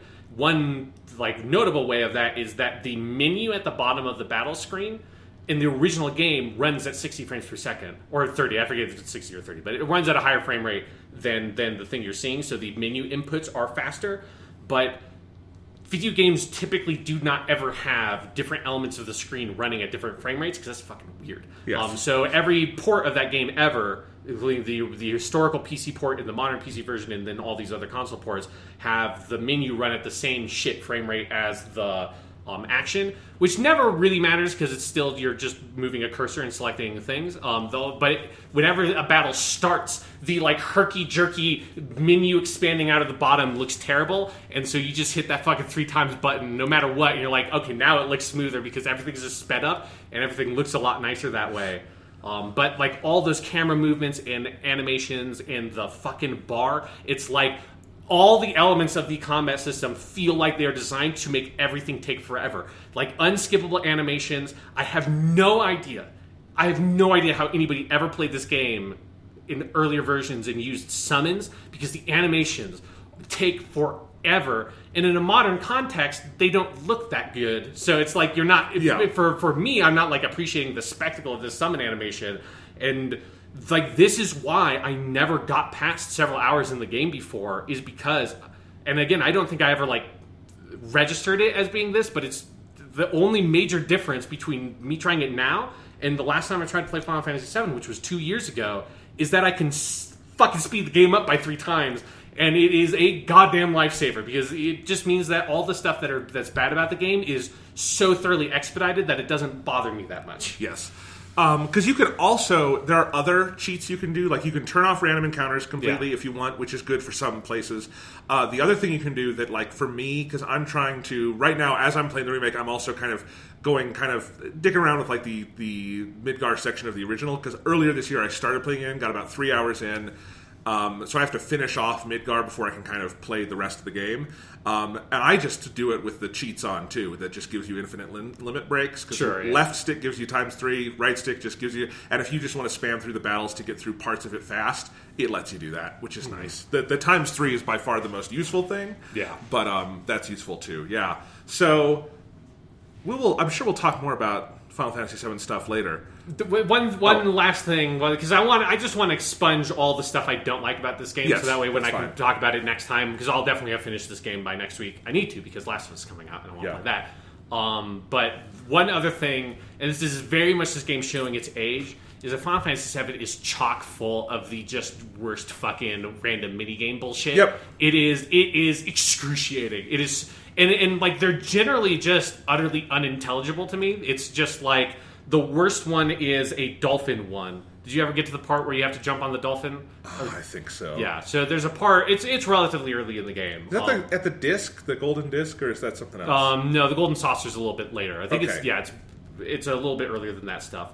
But there's this part where you're trying to infiltrate this base, and you're going to get onto like this airship and go over to the other continent and go to this. It's all this shit. But to do that, to sneak in, you meet this girl who you save that is attacked by a sea monster, and she's like, "Oh, I have this like cool dolphin friend." And this cool dolphin friend will you get on his back, and he will jump you up to this bar up there. And that's like the setup for it. And it's like all you have to do is you move the dolphin around this little pool, and you press X to jump. But there is absolutely no indication of where you're supposed to jump to land on this bar, and it is the most infuriating thing possible because it exposes the visual like the things that the game can't portray visually, which is depth, because you are there, like that bar is not higher than your character. Like it's in most 3D games, if you're trying to get onto a bar and like jump up there, you can like look at it and see like, oh, this is where this thing is and this is how I would jump up there. But it's a top-down image with a 2D image, like static image that is the quote-unquote background, but has one thing that is supposed to be in the foreground, which is this big bar right in the front of the camera. But it is not rendered as a 3D object in the game world. It is just a part of that 2D static image that is artistically represented to look like it's in the foreground, but it isn't actually in the foreground. So it's a lot of like me pressing the jump button and like moving to different spots on the map, pressing X, and the dolphin jumps towards where that bar is in the quote-unquote foreground, and it looks like the character model is jumping higher than that bar, but it passes under the bar, and it's like mind-breaking because it's like the geometric space represented by the game world doesn't function by like Euclidean geometry. It's like you move to some like fifth fucking dimension where shapes don't work anymore, and it's like I am higher than that bar but passing under it. So this is some fucking like TARDIS Time Lord shit that's going on. And I literally spent like 2 minutes jumping from every point, being like, what am I supposed to do? How am I supposed to jump on this thing? Because every time you jump, he jumps towards it and then lands like in this little pool, like directly under it, kind of the bottom left of the screen. And I was just so infuriated. I was just mashing the X button. I mashed the X button so hard that when it jumped, missed, landed at that little pool on the bottom left, and I pressed X immediately when he landed, he just jumped up and landed on the thing. It's like, what? Why there? There's nothing indicating there. It's like the only thing, quote-unquote, indicating there is that if you jump from anywhere else on the screen, he lands there. But that, to me, tells me that that's the one place it definitely isn't going to land on that bar, is the place that where if you miss, you land in that spot. Right? That's like basic game design logic is that would not be the spot that then you need to jump from, because if you jump from there, presumably you just land right there because that's where jumping anywhere else on the screen puts you to. And it was just, it was infuriating. That's the worst one of those, but there are lots of weird little like tiny little game sequences that are little mini games like that, where it's just like, stay in your lane, game, please. Do not. You are not a like weird platformer. This is not what you are. You're not a racing game. This isn't about being on motorcycles and swinging swords, because that section sucks. Oh, I like that section. In the original game? I remember liking it. It's very cool in the new one. It is like, I mean, it's not, it's easy. Like, it basically plays itself, but it's just bad. Oh, and then there's one more, another utterly incomprehensible one. This will be the last thing I say about Final Fantasy VII until next week when I'll say how much I like it. Is when you go to the Golden Saucer, which is like a big casino in the sky. It's a cool place. And there's a like arcade there that you can play mini games on. I was like, oh, I'll play one of these mini games, and I clicked on one of the screens, and it loads into this mini game, and it's like this Moogle, and it's this baby Moogle that's trying to learn how to fly, and it's like all this text pops up on the screen that tells you this. It's like, but he can't fly, and he's too tired, so you have to feed him, and if you feed him, he'll fly. But if you feed him too much, he'll get too fat, and he can't fly. And so it's this like, okay, you press, and then a thing pops up on screen that says like press X to feed fruit or whatever it is. And so you press X and fruit appears and the Moogle eats the fruit. And clearly the mechanic of the game is you're supposed to look at like the animations of the Moogle and how it responds and judge by that once it's eaten enough fruit to fly, but not so much that it can't fly, right? And you have to find that sweet spot. So I press X, it eats the fruit, it looks like it's still hungry. I press X again, eats the fruit, looks like it's hungry. Press X again, eats the fruit, and like I think probably it's about time when it's done, and I press every other button on the controller and they do nothing. I'm just sitting there staring at the screen and it still just says press X to feed it the fruit. Like, but I'm pretty sure it's done and nothing else does anything. I've literally pressed every button on the controller multiple times, like nothing else. So I press X, feed another fruit. Like, okay, his animation just made it indicate to me that probably that was one too many fruit. Press every button on the controller, nothing happens. So let this green screen sit there for like 2 minutes while I go and get a fucking like bottle of water. Sit down, it's like nothing's happened. I press X again and he eats the fruit, and then all of a sudden it's just like, okay, now let's see how it works. And then he jumped up on the thing, tried to fly, and was too fat and couldn't fly. I'm like, I know he can't fly because he ate too many fruit because I didn't want to feed him 5 fruit. I wanted to feed him 3 fruit, but I couldn't do anything else, and I still don't understand what it was trying to get me to do. I don't understand what that minigame was. I don't understand how you win. I don't understand is it just random? Like that, like if you just play it multiple times, eventually it just does it and it works because it stops you at 3 fruit instead of 5? I have no idea. I'm never going to look it up. I'm never going to play it again because it made me mad. I'm like, this isn't even a video game. I don't understand what you're doing. It doesn't make any sense. What the fuck, game? So you've talked about the original for like 30 minutes, so yes. I don't know I don't think I should go on about the remake too long. Okay. But let me comment on it a little bit, because the remake is magnificent. Okay, good. But you do have to understand what it is and what it isn't. Uh-huh. I think in some sense they did themselves an obvious disservice by just calling this Final Fantasy VII Remake, because that's not what it is. Uh-huh. It's not a remake of the original. I mean, it is a remake in the sense that it is a new game based on the original game. It is obviously only a tiny sliver of the original game. Like, this has been well marketed. I don't think they're tricking anyone with this, but like... Yeah, I feel like everybody knows that it's just the Midgar section. Right. Yeah. Even though there's a lot of... If you look at the Amazon reviews, the game got fucking review bombed for that. Really? By people who are angry, and they're like, it just says remake. I didn't know. And I'm like, yeah, you fucking knew. Yeah, you did. Anyway, but yeah, so it is all Midgar, and I think that's a very, actually, good decision, because I think you can just drill down and tell... Because also, like, Midgar... is a lot of, like, you're coming into, like, the middle of a story about this, like, organization Avalanche trying to fight the evil corporation, but that's not what most of the game is about. Like, Shinra's in the background, but they're not the main villains. And so now you get to build that out into a whole story, and build Midgar out into a full society, and really do a lot here. And so I think you have to understand going in, it is its own game, I would say inspired by Final Fantasy VII, heavily inspired, but it is its own game about that Midgar section.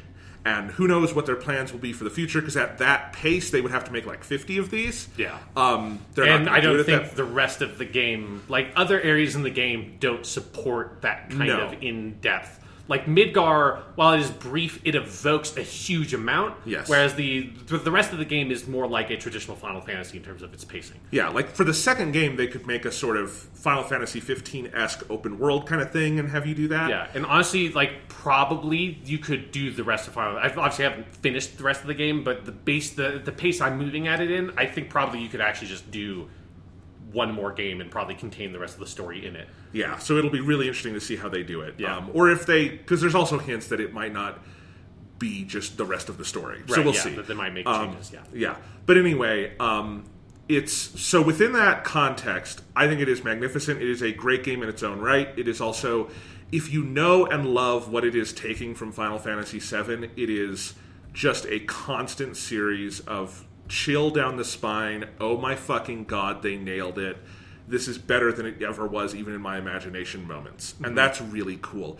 There are three main things I would say about this remake that I'll just get into right now that really contribute to that. One is the characters and the cast. One is the battle system and materia and all that stuff and what they've done with it. And one is just the world itself. Yeah. The world itself is the easiest to say. It is a gorgeous game. It's one of the most gorgeous games on the PS4. It is Midgar rendered in such loving, lavish, extraordinary detail. No one could have possibly wished for this like gargantuan a remake of that area and everything in it, but they did it, and it's amazing. Like, I'm at the point right now where you would do the Don Corneo stuff, and so you're in the Wall Market, and like just seeing, like, I remember the like one screen of Wall Market, and now it is this big giant 3D fucking, you know, pleasure town, and going through is there's stuff like that. It's just like jaw dropping. And so the world is great. I would also include in the world things like, you know, just the music and everything they've done with that. It is this gorgeous evocation of the original Nobuo Uematsu score with a lot of new music as well, which I think is good because this game is much longer and it can't use all of the original 7 score. So, like, they've gotten, I think the lead composer on the remake is the guy who did 13, which is a really good score as well. So, really, really good music throughout. And it all feels of a piece. It doesn't, like, you know when there's new stuff because we all know the original Final Fantasy VII soundtrack, but it's not like it's way out of keeping. So it's very good. And I will say, Sean, they have, I think this is actually kind of funny, they do versions of all the minigames from the original. Okay. And they add new minigames. Like in Tifa's bar, you can play darts, which I very much enjoyed. Because I went to play darts, and there's a fucking leaderboard on the side, and it shows like fucking Wedge at number 1. I'm like, I'm gonna beat Wedge. Yeah, who gives a shit about Wedge? He will in this game. He had 3 boxes of dialogue, and then he dies. Who gives a fuck? You will care in this game because so the world, very cool minigames. That's a big dare. I can't imagine how they would make me care about Wedge. Wedge is probably the least interesting of the 3, but let me get through it. Of course he is, because he is in this game too. Anyway, actually, no, Wedge is actually really cool in the remake. Never mind. Okay, let me just... Minigames, I'll talk about that later. In terms of characters, Sean, they have done such amazing stuff by the characters. Wedge, Biggs, and Jesse. Biggs is not a huge character in this one, but Wedge... he's kind of like the fat, funny relief, but I do like him. He's actually voiced by Badger from Breaking Bad.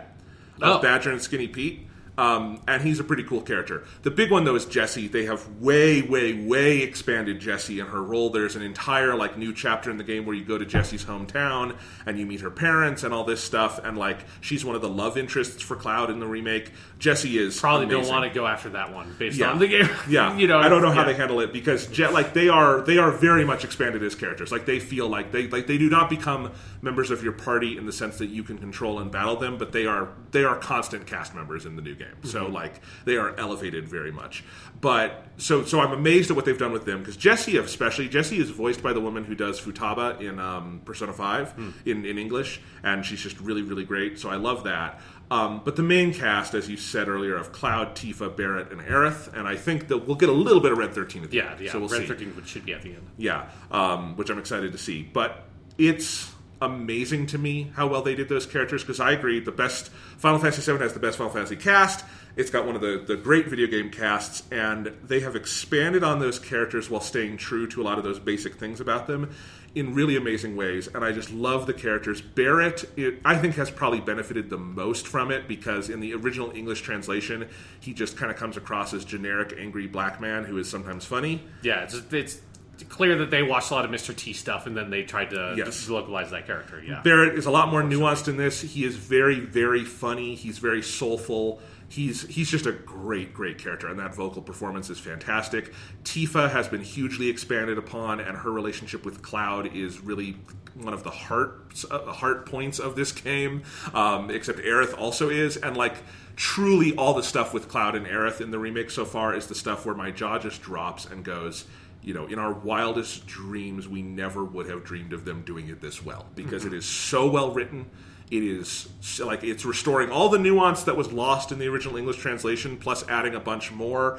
The actress who does Aerith in English is utterly phenomenal. I think this game is the remake. I'll talk about this in a little bit. It's as a whole pretty bloated because it is taking a tiny stretch and making it really big. Yeah, but a lot of that, some of the bloat is dumb filler, and some of it is really beautiful. Like, there's a moment in the original game after the whole thing in the church where you and Aerith go run across the rooftops. Mm-hmm. It's like 30 seconds of 7. Yeah. It is now like a 10-minute sequence. It's just you and Aerith walking through these rooftops and seeing pieces of Midgard and talking. And it's one of my favorite scenes in a 3D video game. It's utterly stunning, and there's things like that, and like there's a whole section in Aerith's hometown where you really get to know her and see her as part of the community, and talk to her mom more and things like that, and it is beautiful. And there's stuff like that where I love it so much, and I will take some of the other bloat, because what they've done to expand the game is take the stuff that was really good, and like it feels like the original game is a seed, and this is the tree that grew out of it.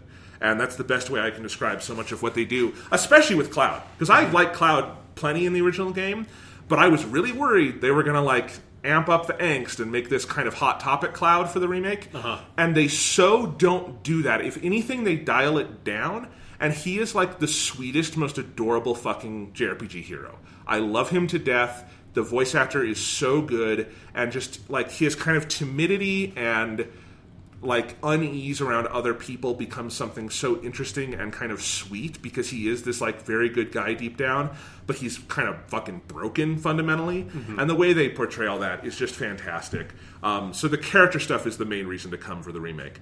But they've also finally made the game fun to play, which is what the original game does not have. Yeah. So the battle system for Final Fantasy VII Remake is stupendous. It's the best thing Tetsuya Nomura has ever done as a game designer. It's like taking all the things I think he's learned from like Kingdom Hearts and Final Fantasy 15 and the original Final Fantasy games, and put them all together, and it is so cool. It is this active combat system, but with significant JRPG menu-style inputs, and it's a little unlike anything I've ever played. I don't even know, the closest comparison would be Final Fantasy 15, but it takes a lot from other games. So it's got a lot of like 15 in its DNA. It's got a lot of 13 in its DNA, because it uses the stagger system and some stuff like that, and the way it handles other party members is very 13-esque.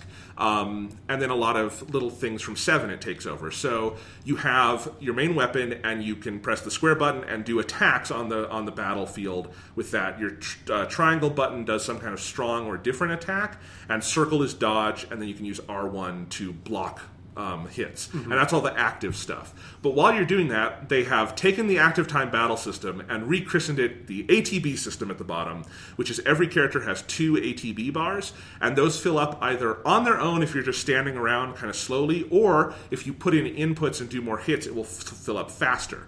And when you have an ATB bar, you can do a move from the menu, which is you can cast a spell, you can do an ability, you can do, if you've summoned you can summon a monster if you're able to summon, and things like that. Mm-hmm. And so, yeah, you have to wait for it, but it's not just waiting around for ATB to fill up. It's like, I'm going to go hit this monster, get it up faster, and do it. Yeah. I mean, it is that is not a new mechanic. Yeah. No, that's great. That's good to have. So you do that, you get your ATB up, you can do moves. It's the same thing. You have up to 3 people in your party, you control one person at a time, but you can control everyone. So if you're playing as Cloud and you're like, okay, I need to get Aerith's ATB up because she has the spell I want to use, you hit the arrow, you go on the D-pad, will switch you over to Aerith, and then you can move as her, and then Cloud will kind of be doing his thing over here, and you can go back and forth like that. The only thing I think it's missing is something. Final Fantasy XII had the whole system that was like the conditional, you could like put in what, like if-then statements. Yeah, like AI kind of stuff, yeah. I don't think that should be in this, but I think it should have taken something from 13, where 13 had the paradigm system, which is you could create paradigms for your characters and say like, basically it would put in for the team like, this person, when I'm not controlling them, is going to be doing healing, or this person's going to be doing that. And I wish there was some kind of paradigm system built in, because there's just not enough ways to control non-active party members. But other than that, I love this battle system. It's extremely fast. It's very fluid. It feels like it has a lot of the strategic parts of a good JRPG combat system, but it is active and fast and works on a 3D map, and nothing slows down to go into battle. It just happens in the field.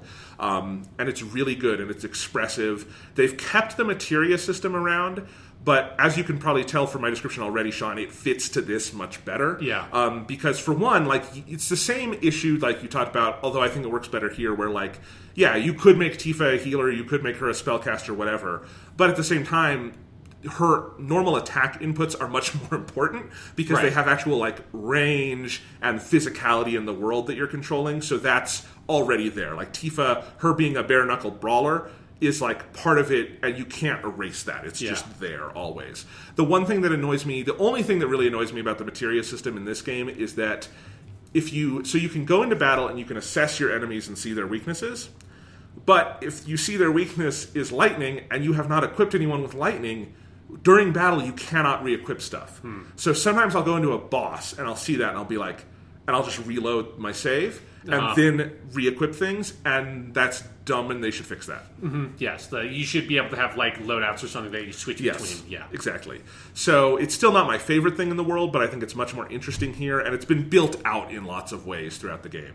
So, it's a blast to play. It's kind of funny where it is and isn't elongated, because it does follow basically the plot skeleton of the Midgar section.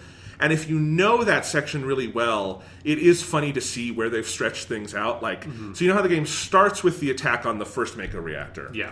And Mako reactor, sorry. And then you have a little bit in the town stuff. They've built out that town section a lot, and it's actually pretty good. It's because you're just getting to know the characters and everything. And then eventually you do the second Mako reactor. And in the original game, you're on the train gets stopped, they jump off the train, and then you go to the Mako reactor. Yeah. And then the bridge explodes and Cloud falls down to Earth. That's about 5 hours of this game, because they've built so much of it out. Like getting on the train, and then there's battles on the train, and then you fall off the train, and then there's a long dungeon to get back to the Mako reactor. And then when you're in the Mako, and like to do that, there's all these like puzzle mechanics where you have to like light up certain batteries to do these things. And then you get to the Mako reactor, and then you have to find all the key cards and do a whole dungeon in the Mako reactor. And then you get to the bridge and have a giant boss, where that boss took like 30 seconds in the original game, and it's like a 5-minute boss now or longer. And I like, it's all good, and I liked it, and I think if you didn't know the story, you wouldn't notice that this is elongated, but it is kind of funny. Yeah. The thing that makes me curious is then, like, what impact does that have when translated to when you get to this is what the plot of Final Fantasy VII actually is? Right. Like, what will Final Fantasy VII Remake Part 1 feel like when you come to realize that in the grand scope of what the story is, that main plot isn't introduced presumably until the end of the game. Yes. Right? And I don't know like the details of how they've changed things. I know a little bit of like the ways that they've changed some things, and what that like kind of implies. Yeah. But there's still a lot of like questions I have about and I'm curious about what their approach is going to be. Because I wonder if it's going to make either the next game feel weird, or it's going to make the first game feel weird in retrospect when you tie the rest of the story together. It definitely could, but I think it's honestly a strength overall. So there are some bloats that I think, like, there are certain parts where you can go do a bunch of side quests, and there are too many of those side quests, and most of them are boring. And I don't like that kind of bloat. But a lot of the other stuff that's just kind of fleshing out details honestly feels very good to me, because this now is a more concentrated story about an evil corporation polluting the planet, and a small group of rebels, eco-terrorists, whatever you want to call them, trying to stop Shinra while also dealing with the morality of their own problems. Like there's a whole long section with Tifa, with Jessie, because Jessie is the bomber, and her first bomb goes off bigger than she thought. And so there's this big extra chapter they've added where you help Jessie find a better like agent for her bomb material, and it deals a lot with like, what are the impacts of this? Why is it worth it to do these bombs? What specifically in Jessie's past makes her hate Shinra this much?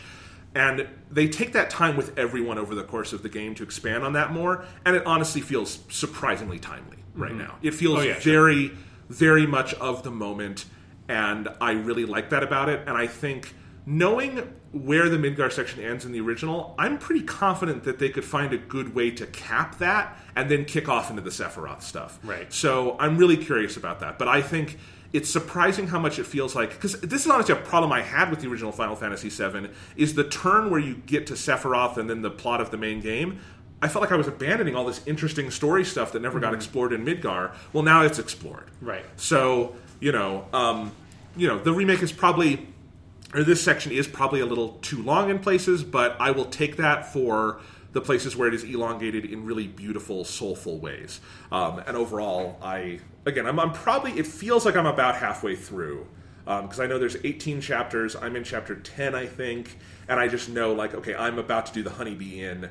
That seems like that's about half of the Midgar stuff. Yeah. So we'll see if they've added more elongated stuff later. But it's really good. And if nothing else, I do think the biggest thing that benefits is Aerith as a character, because she was always, to me in the original game, of what I've played of it, more evocative than she was a great character on her own. I don't agree with that. Okay. I think she's my favorite character in that game. Well, and maybe later on it gets better. But it feels like when you talk about like the music doing heavy lifting, so maybe I'm just thinking of the Midgar section. Well, and when I say that like the music does heavy lifting, I don't think that's like a bad thing. I think that's part and parcel to the presentational style that Final Fantasy VII has with how abstracted, because that's true of all of the old Final Fantasy games. No, you're completely right. And true of Dragon Quest as well. So I'm not trying to put down the original game. I'm just saying, seeing Aerith fleshed out as a full, like, human being within the Midgar section, and her and Cloud having this really interesting dynamic relationship is astounding to me. Mm-hmm. It's astounding how much it feels like it's putting all of that into the text. So, but yeah. But I still need to go back and replay the original. So we'll see. But it's really cool. And I'm sure at some point you will have played the remake, and I will have played the full original, and we'll do a big Final Fantasy VII episode. And that'll be probably later this year. Yeah. My idea of how I'm going to play these games is I'll finish Final Fantasy VII this week, which should be pretty easy. Honestly, I would be surprised if I wasn't done with it by like Wednesday. And then Friday, Last of Us comes out. Probably that'll take like a weekish to play, and then after that, Final Fantasy VII Remake, and then who knows how long that between that and Ghost of Tsushima. But I would like Final Fantasy VII, Last of Us, Final Fantasy VII Remake. That's and maybe I'll just do the inverse of that. Yeah. So, we'll see. Because, man, you can 3 times through some Final Fantasy VII, that game can go by pretty fast in some places, and it feels good. How many hours do you think you've put into it? The play clock is not reliable, so it's hard for me to tell because it, like, keeps on counting. So it's like, the play clock says, like, 30, and I think it's more like 15 to 20. Yeah. But based on, I think I'm almost at where disc 1 of 3 ends, and disc 1 of the 3 discs of Final Fantasy VII I know is like most of the game. So I think I'm a little bit over halfway through the game. Interesting. All right. Let's finally get into the news, Sean. We're going to go through these first 2 things kind of fast, I think. So you didn't ask me what's going on in the news. What's going on in the news, Jonathan? I just feel like if we don't do that, because we're not labeling this not E3 2020. I don't know where we're at. What news are we talking about? Let's just do we're at not E3 2020. Okay, yeah, because we're doing just video game news, right? There's no movie stuff going on. No, it's just video games. Movies can't happen. Today we had the replacement of the PC gaming show. Yes, which is where we learned Persona 4 Golden is on Steam now. Persona 4 the Golden has been released today on Steam, June 13th. Which, by the way, we are now in not E3 2020, which I just have to say is the section of the show where we talk about all the things that would have been at E3 2020, but are not going to be at E3 2020 because there is no E3 2020. And when this podcast comes out, we'll basically have a week from when E3 2020 was supposed to have originally happened. So if you want to think about how fucked up time is, the E3 would be done by now. Yeah. What is the world? Anyway, what I was saying is, so Persona 4 Golden on Steam. My brother actually bought it before we recorded the podcast today, and I got to see it. It can go up to 1440p, it looked like. It looks very nice. The cutscenes are kind of low res, because they probably mastered those in low res way back in the day for the Vita screen. But it's the Vita game on PC. It's got some graphics options. It actually, for the first time, has dual audio. Yes, that was something I saw that I was like, oh, maybe I will actually play this game again on PC just for the dual audio, But why PC? Why can't we fucking have this on PS4 or Switch or anything? I hate this shit. Just put it on a fucking console. It's easier to port to PC than anything else because you make these games on PC. It's a PlayStation game. Yeah. Why can it not be on PS4? This is. I know it's easier for PC. Yeah. But I don't really care. That's not my fucking job. And like, put it on the platform where the other fucking Persona games are. This is stupid. I don't like this. I mean, I would like it to go to every system because I can't fucking play it. Okay. I mean, you have a fucking Vita. Go play it on the Vita. I can play it on Vita, but I would love to have it on a TV in the nice HD that they've done, and I can't. Then you can buy a PC. And everyone has been. It just feels like everyone's been asking for Persona games on Switch or the old ones on PS4 or whatever, and finally it's like, here they are on Steam. If you have something that can play that, fuck you. Put it on an actual console, you bastards. The thing that putting it out on PC does is that it future-proofs the game. Sure. For me, it is actually at this point, since I already have I can play this game if I want to play the game again. It is most important to me that it comes to PC, and other platforms would be nice. Mostly just so that it is not locked to a console platform. It is in the ever-evolving PC space, which means it is sort of preserved in perpetuity for people to be able to play this game. Well, if they PS5 would tell us what their fucking backwards compatibility plans are. We might not have to worry about that. Sure. I don't know what that has to do with anything. So exactly what you were just saying.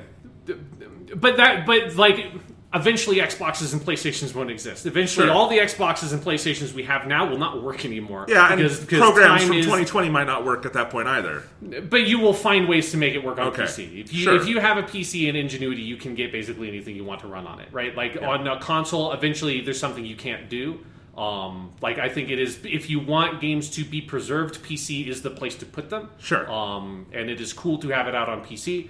Again, obviously, I would like for it to be out on other consoles. Maybe it will get ported. It will now be easier to port the game. That would be nice. It's just because they will port the PC version. People have been begging for a fucking Persona game on Switch. People have been begging for them on PC too. You just don't know because you don't play games on PC. Because people who play games on PC are assholes. Now, you're an asshole. Thank you. That. Okay, it's true. I just don't understand what the problem is. Persona 4 Golden is a fucking portable game. Put it on the portable platform that you can also put on your TV. That'd be really nice. That would be much harder to do, to port a PC. They can do it. It's fucking... They can do it. It will cost more money. People will buy it. It's the most popular platform right now. This is the cheapest, easiest way to put this game out on something else, and it's going to make them a lot of money because it's already one of the best-selling games on Steam today. That's nice. It's a smart thing to do. It would be cool for them to put it out other places. This is a good announcement, not a bad announcement. We used to live in the world where the only way to play Persona 4 the Golden was to either own a Vita or own a Vita TV. We now live in a world where you can play the game right now on Steam, and it's only $20. That is a good thing. They did a good thing, Jonathan. I can't play it, so I don't care. Okay, well... I own a fucking Mac. I could go buy it right now. I've got Steam on my PC right in front of me. If I wanted to, I could just get Persona 4 the Golden and be playing and have Horia Yue voice Chie, and I'd be very happy. All right, well, let's talk about something that isn't lost to the fucking PC Master Race. Let's talk about Destiny 2, which had a news event this week. Do you want me to give the quick summary of what they announced? I have a quick summary here also. Do you want to do yours? You do it. I feel like I'm the E320, not E3. Yeah, that's true. That's true. So Bungie did a big announcement, I didn't watch the thing live. I sort of just picked through the details and put them together here. But there's a lot of announcements, and so let's move through all these. So first of all, Bungie announced their future plans for Destiny, and that Destiny 2 will run at 4K 60 on PlayStation 5 and Xbox Series X. All Destiny 2 content will come with you to the next gen for free. So that's Sony has not yet said anything about a smart delivery solution as a platform thing, but at the very least, Destiny 2, whichever platform you play on, your stuff will move forward to the next gen version of that platform. On PlayStation, you can so this is the same thing. On PlayStation, you can upgrade to the PS5 version for free. The Xbox will support the smart delivery version. Destiny 2 will support cross-play within the platform ecosystem, so PlayStation can play with PlayStation, Xbox can play with Xbox. And then let's do the expansions, and then we'll talk about the content vault thing because it's kind of weird. So then they announced the next 3 expansions for Destiny 2, and this comes with the sort of assertion that, which just seems obvious given they announced 3 expansions, that they are not making a Destiny 3, that they're going to support Destiny 2, and have Destiny 2 evolve and have that be the games as a service like platform for Destiny. And so they announced 3 expansions. The first one, Destiny 2 Beyond Light, will come out September 2020 or 2020. So 222020. That's a good date to have on your fucking like ad. I feel like it's been September 22nd for like 4 years now of Destiny expansions. Yeah, they like to get that there. So that'll be this September. Destiny 2 Beyond Light will come out. Then the year after that, in 2021, The Witch Queen, the second expansion, and then in the distant future year of 2022, when we'll all have flying cars and spaceships, will be the third of this set of Destiny 2 expansions called Lightfall. Assuming everything goes to plan. Yes. I mean, that's so far off. Yes, Who the that hell is knows? very far off. This reminds me a little bit of like when Bungie still had the Activision deal, and a lot of the like leaks came out of the like Comet expansions and how that would be paced. And the first half of that plan happened, and then the second half of that plan was totally different by the time we got to it. Yeah. So who knows if like this is what the platform will look like then? But this is what their idea for the future Destiny 2 is right now. Yeah, it's really more about signaling we're not making Destiny 3. This is going to be a growing, evolving game, and our plan is to have annual big expansions instead of the kind of piecemeal thing we did under Activision more. So it's more like here it's the continuing model of what they have done the past couple of years, which is big expansion and then small season updates that will be in between the big expansions, which is cool. Then let me get the last piece of news, and I think we can just talk about it in general, because this is the most interesting, is Bungie will be introducing a content vault concept where some old content will be removed from the active game periodically and then will be reintroduced into the game on cycles. As a part of this, some original Destiny content will be coming back within these cycles, the first one being the Cosmodrome, which is the Earth area from Destiny 1, including the Vault of Glass raid. So basically the Cosmodrome and all associated content with the Cosmodrome from Destiny 1 will be coming to the game early 2021. Their reasoning for this idea of their cycle, so some of the content in the game, like I think a couple of the... I have the list here. Yeah, so do you have the whole list? So Mars, Io, Titan, Mercury, and Leviathan are all going into the vault with the Beyond Light expansion. Yeah. And then the primary locations as of September 22nd will be Europa, which is the new one, Cosmodrome being unvaulted, the Moon, the Tangled Shore, the Dreaming City, the European Dead Zone, and Nessus. Yes, yeah. So it'll be all of... So both of the Earth areas will be in there. Yeah, that's good. So yeah, their reasoning for why they're doing this is that Destiny 2 has ballooned in size and complexity, and they said it will continue to with future expansions. And so they're doing this to kind of keep the game under control. Like it is... Like I think the game is like 125 gigabytes or something right now, and they're looking at what is the least played content and sort of culling that. And then hopefully, like ideally, what they would be doing is touching it up and then bringing it back in a way that's like cool in the future. That's not what they said, but that's like in my head that would be a cool way to kind of put that on a cycle. But yeah, so that's like the big Destiny 2 stuff. Jonathan, what are your impressions of this news?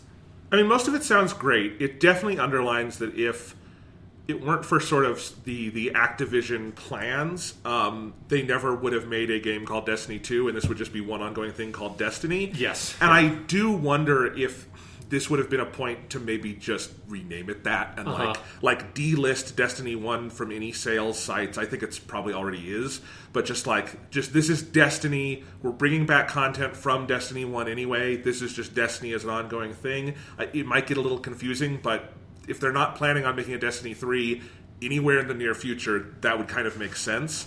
Because you're gonna go back in history and be like, there was this game called Destiny, and then Destiny 2 lasted 10 years. Yes, exactly. Yeah, so it's very weird, but I think this is the right direction. I know some people are upset about the Vault thing, but I think that makes sense, because one of the things that I'll just tell you, because I have not played the most recent expansion. Neither have I. Yeah, Shadowkeep is what it's called. Mm-hmm. Yeah. And part of it is there's just so much in the game. And I know when I go into the game, it's almost unhealthy for me because there's so much in the game. And it also becomes a little hard to kind of know where to go. And I think culling and focusing and hopefully having a system where what is active at any time when you go into the game is substantial content and there aren't just dead planets floating around that no one ever goes to, I think is smart. And I also think in an era where we're going to be heading into, the PS5 has is going to have less than 800 gigabytes of usable space for the user, you cannot have a 200 gigabyte game. I think having 100 is like pushing it at a certain point. Yes. And Destiny 2 is already very, very big. It will get bigger with more stuff. If they could do this and maybe get the game down below 100 regularly, that'd be great. Yeah, because it's also like, because the bloat is like experience on the user side, because I agree with you that there's just this sense of like, there's so much stuff, everything is so cluttered, the map screen is cluttered, the quests are cluttered, like there's just so much stuff in the game, and if you go away from the game for an extended period of time, which like we both play Destiny basically the same way, which is about every year or so we come back to the game, get whatever the thing is that we didn't do, like that came out in the meantime, and play the big major stuff. Yeah. Stick around for it for a little bit and then fall off again in the cycle. That is the Destiny cycle. I feel like that's how probably most people play the game, and then there's the like really active core community that plays Destiny every week and that kind of stuff. But the problems with the game being so cluttered is that it makes it that when you come back, it's hard to tell what is the stuff that like is weird sort of leftover that I was kind of working on last time, but it's not really meaningful content. It's just like it was the last thing that I was doing that was part of the like gear grind at the end of the last Destiny 2 expansion that really is not worthwhile doing, and sort of delineating that was really difficult because there's just so much new stuff to look at. But then it also, from like a developer perspective, if you have the whole bulk of Destiny 2 that is active simultaneously at any given moment, that means that if you want to make any substantial change to the game, that change is going to affect every single piece of content that they've released since the launch of the game, which has been several years at this point. And by 2022, it'll be like a 7-year-old game or something like that, like a 4-year-old, 6-year-old game, I think, at that point. So it is like a long-going, just like thing that if you have to support everything as you go along, eventually it just becomes too of a like complex, weird, gnarled beast that it makes sense that if it's something that they can do to cull back on the game, and then that allows them to narrow down and gives them the flexibility to make bigger changes as Destiny 2 moves into the future, that would be awesome. Because one of the things about this announcement that like I have mixed feelings on is that there is a part of me that would really like to just have a clean break Destiny 3, new console, just make a full new game. Like, you know, it'd be cool to find ways to bring some of the old content forward, but like I always really liked that very like fresh experience. I liked having that with Destiny 2. I know that there are some people that like really were upset that they went for the big like we're getting rid of all that old content, new platform, new game. But the part of me really wants that with Destiny 3, just to totally get rid of the cruft, start totally fresh, and I think that would be cool. But what it looks like they're going for as an interesting solution is sort of maybe a best of both worlds of keeping the old stuff on, but grooming it such that it still allows them to evolve. Because hopefully, I would like by the time we get to Destiny 2 Lightfall in 2022, whatever that looks like, that Destiny 2 is like a significantly different game by that point. That it has evolved in really meaningful ways by the time you get to there. Because what they also haven't said, I don't think, is when they stop supporting the PS4 and Xbox One. Exactly, yeah. So, because we know Beyond Light will be on everything. Well, in September it'll only be on the current gen because the new ones won't be out yet. Yeah. But assumedly it'll be there when those launch. Mm-hmm. But like by the time we get to Lightfall, will Lightfall still be supporting the Xbox One and PS4, or will it be a new thing taking full advantage of the power of new systems? Because for Destiny 1, the point where they did that was the final like Wolf thing expansion. Yeah, no, so not the Wolf thing. It was the last expansion, the one that came out after Taken King. I don't remember what it's called, but yes. It was really good, but I don't remember what it's called. Yeah, it was the one that basically they made because they realized that Destiny 2 was not ready, and they're like, well, shit, we have to make another expansion under the Activision deal. It was like the thing that probably was, it seemed at the time like the thing that set the like last straw on the camel's back that like led to Bungie breaking from Activision, because they were basically forced to make this expansion under that deal. Yeah. So it's interesting. I'm a little, there's some things that still confuse me, because the other thing is that they've made some moves to make this more clearly a game as service, but some of it is still very messy to me. Mm-hmm. So for instance, I own Destiny 2 on both PS4 and Xbox One. Yes. And now actually anyone can, because the base game is free. But my question now is, but I don't have Shadowkeep on either one, but I do have the DLC from the year before, Forsaken, on PS4. Uh-huh. If I buy Shadowkeep on Xbox One, do I get all the other back stuff? So because I think I think everything other than Forsaken and Shadowkeep are just in the game now. So all the other expansions are already there. I think, and don't take this for gospel because I haven't done it. Yeah. But I suspect in that scenario, if you on Xbox bought Shadowkeep but you had not bought Forsaken on your Xbox account, I think you would only be able to play Shadowkeep content. I'm pretty sure. Which is weird. Like it feels like every year, like the previous year's DLC should just go free and you get the new one. I think eventually the Forsaken stuff probably will roll in the way that like the Mercury expansion, although now that's basically going away, which is good because it wasn't very good in the first place. But that stuff eventually just rolled into the game. So probably that will eventually happen with Forsaken. And again, I don't know. Like maybe that does work. Like maybe if you buy Shadowkeep, it effectively comes with Forsaken, or like there's a bundle that comes with those. Because I went to check this on Xbox the other day. Because my Xbox One X, it's the most powerful thing I own now. I have my nice Elite controller. That's where I would like to play some. I also have Gold active, so I'd like to play Destiny there. And so I went to look at Shadowkeep, and instead it linked me to Beyond Light, which led me to believe that if I buy Beyond Light, it just gives me the other stuff. But I don't know if it does. I don't think it does. I would definitely. So I don't know why it linked me to that. Because like Destiny 2 Forsaken is still being sold as a separate thing on PSN. Yeah. So I think there's still separate expansions. So. But like, in theory, because God, this stuff is so weird because some stuff communicates, but these purchases aren't. And I do not think we're going to live in a world where you buy a piece of DLC on a PlayStation and it will also work on your Xbox version of the game. I think we are a long way from that version of crossplay being a thing. And I'm not asking for that. Yeah. I'm just saying because this is confusing, and this is something they need to make clearer. Because if you and I are confused about it, the average consumer is more confused. To be fair, I don't know if the average consumer is in the position of I've bought some of the DLC on one console but not on another console platform. But take that out. Then just say you're someone who stopped playing pre-Forsaken and now you want to get back in, and I don't know what gets me the most stuff.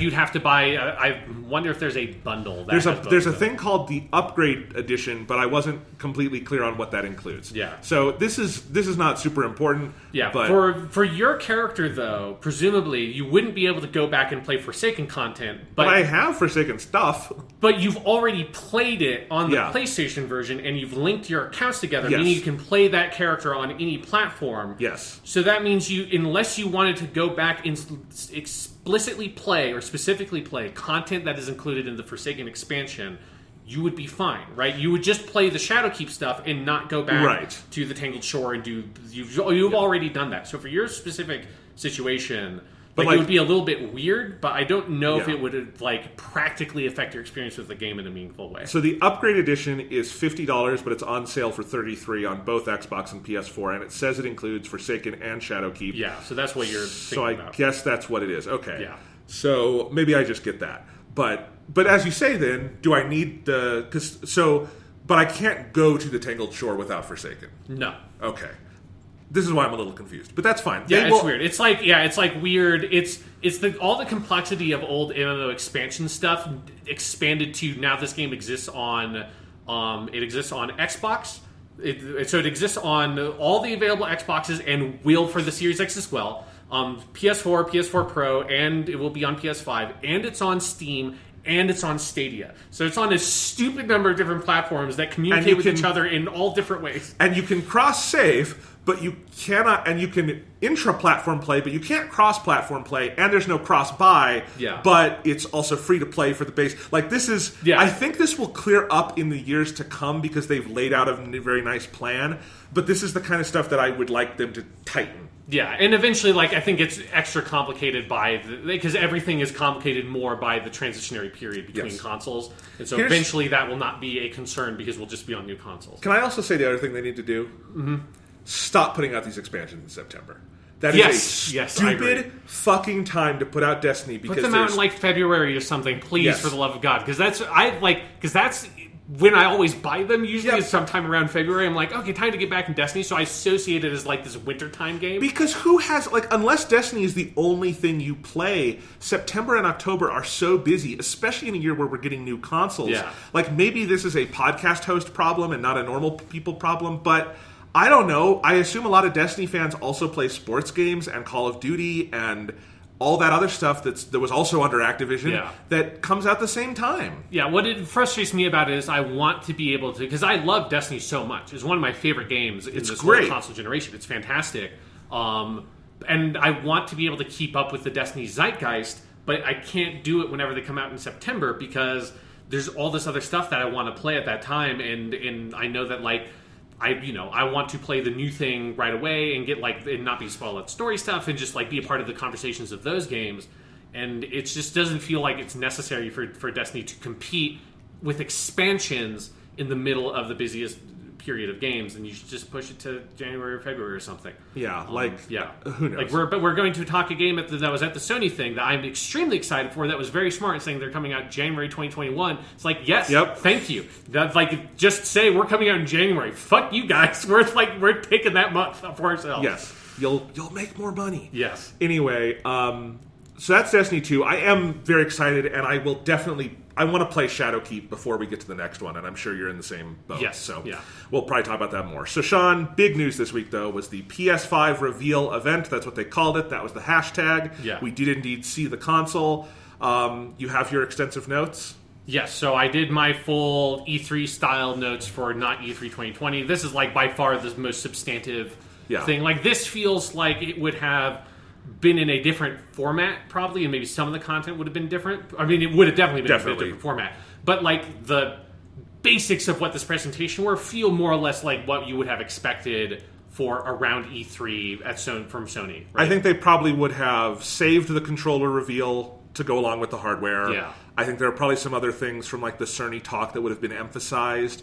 And I think we would have gotten extended gameplay demos for some things. And I think they would have produced a stage show version of it. You'd have had like an Insomniac person on stage playing Ratchet and Clank or something. Yeah, but yes, I mean, before we go into the specifics, what do you think about it? I liked it a lot. I think it could have gone for more gameplay stuff because like there was gameplay, but it was all at the very beginning with a couple of games. And some of the trailers, there were more trailers that felt better, that like I would have called this is basically a gameplay trailer versus the effectively zero gameplay trailers at the Xbox one. So like beat for beat, I think it was a much better event than the Xbox thing. I mean, it needed to. It's pitching a lot more at you as well. Yes. I liked the format of it, generally speaking. Again, like some pacing stuff in the middle of where it's like too many just normal game trailers next to each other. But I liked the like transitions between trailers and stuff that made it feel like they're like. I thought those were interminable. I liked that. I liked that it just created like a space between game trailers versus the Xbox thing where it's literally like trailer ends, next trailer starts, trailer ends, next trailer starts. What are you talking about? We have world premiere. Yes, I'm world kidding. World premiere. So console premiere. I thought it was okay. There were parts I thought were really bad and parts I thought were really good. Overall, I thought unambiguously a better thing than the Inside Xbox event. Yes. And frankly, like if they just had not. All the problems that Inside Xbox for were the marketing. So, like, if they had not, we wouldn't even be making these comparisons if they hadn't marketed it that way. We probably wouldn't have talked about that event if they hadn't marketed it that way. We would have talked about a couple of the trailers. So, unambiguously better in no small part because it had numerous big, high-key announcements and reveals, including the hardware itself at the end, which is not the most important thing in the world, but was cool to see. Yeah. I think it had, though, a lot of the same problems of that Xbox show, which is in place of, like, in-depth gameplay demos, which the closest we got was Ratchet and Clank. I would say Ratchet and Clank counts as an in-depth gameplay demo, particularly for, like, a game that's on hardware that doesn't exist yet. Sure. Yeah. I will say my stream was such awful quality, and at that point it dropped to a level where I couldn't even see what was going on. Okay. But... what was I trying to say? So that was that was a gameplay demo. There was still, I think they showed off too many trailers. There were way too many indistinguishable indie trailers for me. I think the middle of the show sagged, and there were way too many of the same problem Xbox had where there was gameplay, but it was a bunch of these fast cuts where I couldn't really tell you what the gameplay was or what was going on. And it's the general annoyance I've had with the Xbox shows forever with E3 is the 90-minute deluge of trailers with very few deep dives. And it's the reason I've generally preferred the Sony dives, which is not that many things shown, but we go deep into a lot of them. Oh yeah, this was definitely not the past several E3s of Sony, of just like, here's 3 games, but we spend 30 minutes on each of them. And I could have used a better balance of that because I thought this was like 80, 85 minutes, and I thought it went too long, especially around the middle. and I don't know. It was okay to me, but and maybe some of this is the best they can do under the circumstances. Yeah. But there were definitely parts where as bad as the stream quality was, I did enjoy the Ratchet and Clank thing because it was the really only thing where they seriously demoed something specific to the PS5 power, and I don't know why there wasn't more of that. And maybe just other things aren't ready to show is the answer. But who knows? That was my biggest disappointment. I think we're still the best gameplay demo we've had for anything is that fucking Unreal Engine 5 demo for a game that doesn't exist. Sure, and I think that partially is because it gets to be a game demo for a game that doesn't exist. So right, so it's like they're like making Ratchet and Clank, so it's harder to put together a nice looking demo for a game that is not done versus here's a thing that exists only to be a demo to show off tech. Yeah.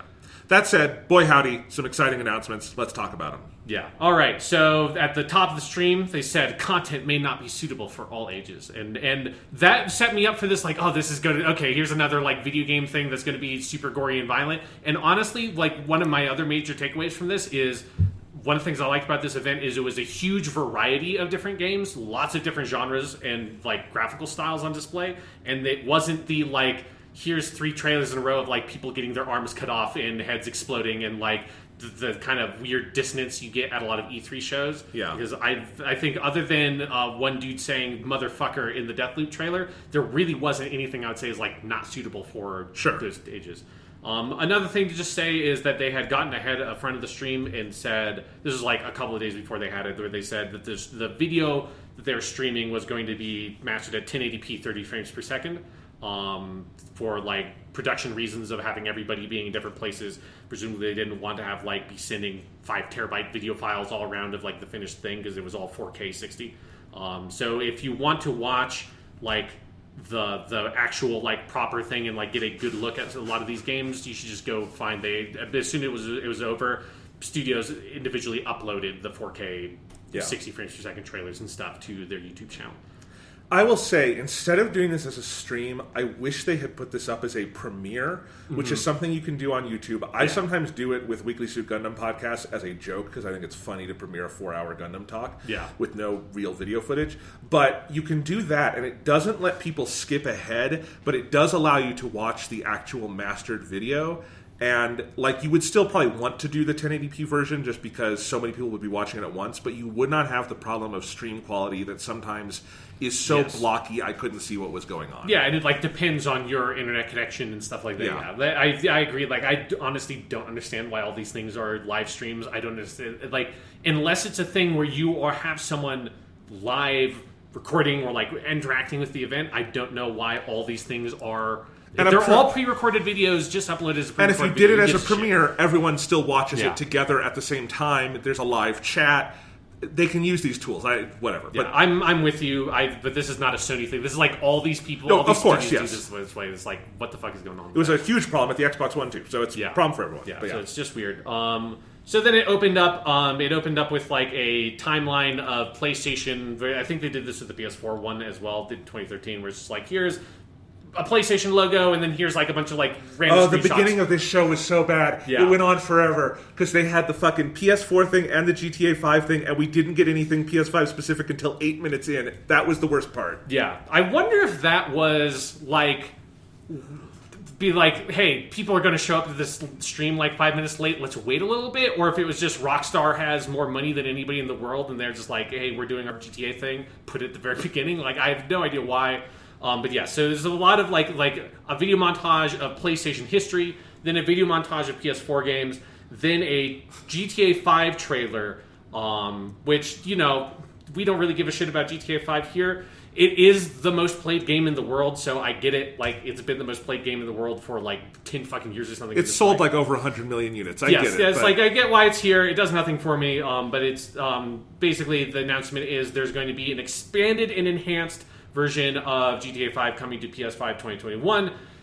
It's also going to be coming to Xbox Series X. Obviously, it is just they're going to upgrade the game for the new consoles. It will be free. There's a weird thing that if you play GTA Online on the PS4, players will get $1 million of in-game money for every month played between now and the release of GTA 5 on PS5. I don't know. I mean, that seems cool if you play GTA Online because that game seems to just gouge the shit out of its players. Yep. But GTA 5. I don't know why they had to spend the amount of time they did, because it was a long montage, it felt like. And it just was, it just felt like a little kick. Because we were all a little bit like a wounded animal going into this thing, because there have been several pull the rug out from you presentations by both Sony and Microsoft. And starting with a overlong PS4 montage, and then here's a game originally for the PS3 that has already been re-released once, about its second re-release, with nothing in the video to clarify what was enhanced. No, because it was PS4 footage of the game. It had the PS4 logo on it. I think it was like new footage of GTA Online stuff intercut with an old trailer of the story of GTA 5, because the trailer was very familiar to me. Yeah, I will just admit, it made me grumpy right off the bat. Yeah, like, I didn't give a shit, because it was like, this is what these things are, right? Like, particularly the GTA 5 one was an eyebrow raise. The PS4 montage, I'm like, yes, this is how you started. Like, it feels like everybody's sitting down in the theater, you're playing this thing, like, people are showing up late to the stream, whatever. GTA 5 thing was weird. Then after that, Jim Ryan, president and CEO of Sony Interactive Entertainment, was on screen. He talked about it a little bit and said, like, these will be just some of the games for the PlayStation 5 that we're working on. All game footage from this point forward is PS5. So they stuck all the old stuff at the beginning. Everything after that is now, it's all PS5 stuff. So the first game teased was Spider-Man Miles Morales, which is coming holiday 2020. Presumably that is just launch game. But there's an event that is like very sparse on any games committing to years, let alone dates. Like, the most specific you got was a handful of games like this one saying holiday 2020. It is nice to be like, okay, we kind of know when this game will be coming out. And this was like a brief cinematic, and then like half a second of him swinging. Yeah. It was a brief cinematic at the beginning, and then it's like a minute-long trailer that then the rest of it is him swinging around with a cool hip-hop song in the background. So it didn't show much about the game. I suspect that Insomniac, because this is what they did with Marvel's Spider-Man, the PS4 game, is probably going to do their own big live stream sometime in the relatively near future that's going to show off a lot of stuff about it. It does seem to be a PS5 game. There was a lot of like weird controversy afterwards that some like random Sony exec game website, a really weird quote that then became a tweet, that then immediately Insomniac was like, no, because it was this confusion over, is it DLC for the Marvel Spider-Man? Is it a new game? Is it a full new game? Or is it like an Uncharted Lost Legacy thing? Is it like a remaster of Marvel Spider-Man? And it is a standalone game that indications seem to be it is scoped to be like The Lost Legacy. So $40. Probably. They haven't said what the price is, but that is like, because Insomniac's Twitter account tweeted that it is a standalone game. Then Jason Schreier, now at Bloomberg News, I guess, not Kotaku, said that sources that he has indicates it is scoped to be like. Well, I mean, the actual series of events was so weird, because the trailer itself left everyone wondering, is it DLC or... I don't think anyone really thought it was Spider-Man 2. No, I saw it, and my immediate thought was Lost Legacy as like the reference point. It's obviously way too fast for Spider-Man 2 to come out. Mine as well, and I also wondered, is this a cross-gen game, and who knows? I strongly think it's not, mostly based on, if you look at that footage, like particularly their character model of Miles Morales, I do not think would be something you'd use on the PS4. But anyway, but that we were all wondering, and then there was the Sony exec statement that got picked up everywhere, which... It wasn't like he just directly said there's a remaster of it coming to PS5 and this is an expansion for it. It's like he said two sentences, and the first sentence said that, and then the second sentence made it sound like he didn't know what he was talking about. Exactly. Like, it was very weird. And then Jason Schreier tweeted and put a story out about what his sources told him, and then finally Insomniac had a tweet that said it's a standalone game. So... that was a lot of left hand not talking to right hand. I think we can just all assume this is Spider-Man: The Lost Legacy, and that'll be great. And it was weird because I had missed all of that drama happening, because it all happened the next morning, and then eventually I just like checked Twitter and just saw this is a standalone game, like this, like Lost Legacy. I'm like, oh, yeah, that's what I thought. And then I was like, then I saw a bunch of people mad. I'm like, why is everybody mad? Oh, what the fuck happened? But all that shit aside, I am super fucking excited for this. Like, the idea of a Lost Legacy type game, considering that Lost Legacy is probably the best Uncharted, like, I think I really like that model of AAA studio. And ODST is one of the best Halo 3 or Halo games. Yeah, there's a long tradition of this, like, not a long tradition, but there is this like interesting tradition within some studios of doing this, create a smaller version of the game, like break out a smaller team, make a focused version of games that are much bigger usually. And this, I suspect, also is them like let's see what we can do with the PS5 on a smaller scale project as like to see what we can do with Spider-Man 2. And then it starring Miles is really fucking cool. Like you see, there's a brief shot in there where you can see he's like see-through, so it seems like a lot of his additional powers, like invisibility and presumably like his shocky things, are going to be in there as well. And then shortly after the event, there was a tweet from a writer I really like who used to be in comic books, used to be in video games, now is in comic books, a black writer named Evan Narcisse, who he tweeted that he's been working on this game, and that is... I'm very excited for that because he is a great writer. Yeah, the only honestly worry I would have at all is that the DLC for the original Spider-Man was pretty bad, but Evan Narcisse being on board, it being newly about Miles, all of that indicate, and them having had 2 years, I don't really have any worries. I think it's going to be Spider-Man: The Lost Legacy style, which it sounds fucking cool. And I think I said on this podcast before that I was leaning towards the Series X if I had like gun to my head pick one of these systems, unless they announced that the launch game for PS5 was a new Spider-Man.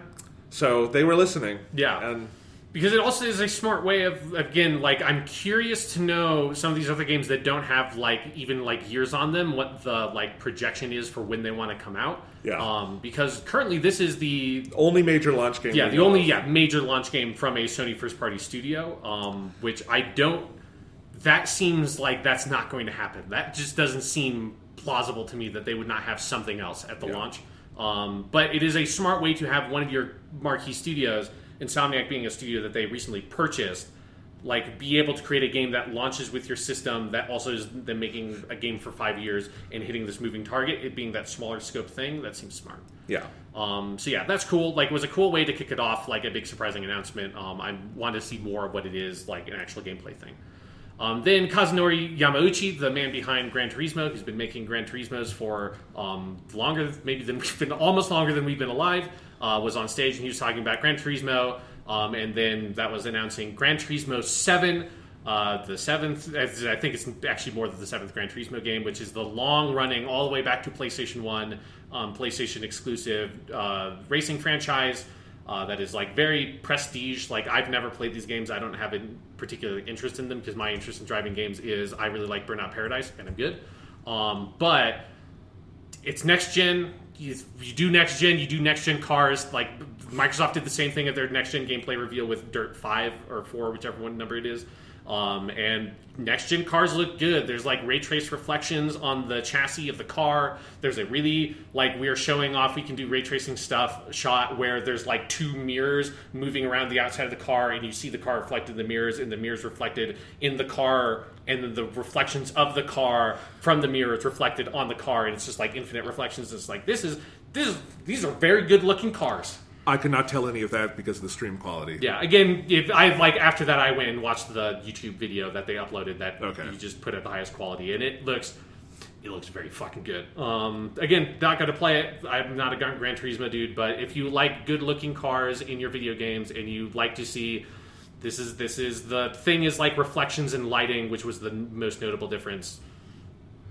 It's a driving game. I did also like that they showed like a minute of just the dude driving. It was just like first person cockpit view. He's just fucking driving. No music, nothing. And it was just very like, none of this like heavily edited trailer bullshit for Gran Turismo. You're just going to watch unedited footage of a dude just driving a loop around this fucking track. And I was like, yeah, cool. Like, this is a driving game. It felt like confident about being a Gran Turismo game. But yeah. Next up is, for me, the most, like, the biggest and, like, kind of most interesting demo, like, one of the only major gameplay demos they had at the whole thing, which is Ratchet & Clank Rift Apart. So Insomniac is doing 2 PS5 games that are already announced. This one had been rumored for a while that they were making a new Ratchet & Clank. Obviously, they made the Ratchet & Clank kind of reboot game on the PS4. And this was a sort of trailer that had some clear gameplay stuff in it, and then they had some talking heads from Insomniac, and then they had an extended piece of actual gameplay of Ratchet and Clank running around shooting dudes, showing off some of the stuff, particularly that the SSD can do. And it seems a lot of the game is about sort of like parallel worlds or different dimensions, and you shifting between them very rapidly with a sort of on-railsy looking sequence at the beginning of the demo of Ratchet and Clank falling through portals and kind of just seamlessly going through. Here we're in like dinosaur land, and then now we're in a giant cyberpunk city. It's like that God of War sequence where you fall through and then come into the real world, but 5 times in a row. Yeah. Yes, yeah. And it is like a big mic drop. Look, this is something you could not ever possibly conceive of doing without a very fast SSD. And it's cool also because Digital Foundry also did a kind of like talk over of the press conference. I recommend people scrub through at least and kind of watch some of these major moments, because one comment they made there that I agree with, that I liked about this, is that it's not perfectly seamless. There's a little hitch each time it goes to a new world, and that's like better to me because that means it's not fake. Like this is an in development video game, and it's clear that is actual like footage of the game that they're making. There's HUD. They show them stopping and selecting a new weapon on a radio wheel. Like it is just them playing a game like warts and all, and you can see a little bit of like the warts around the game still in progress.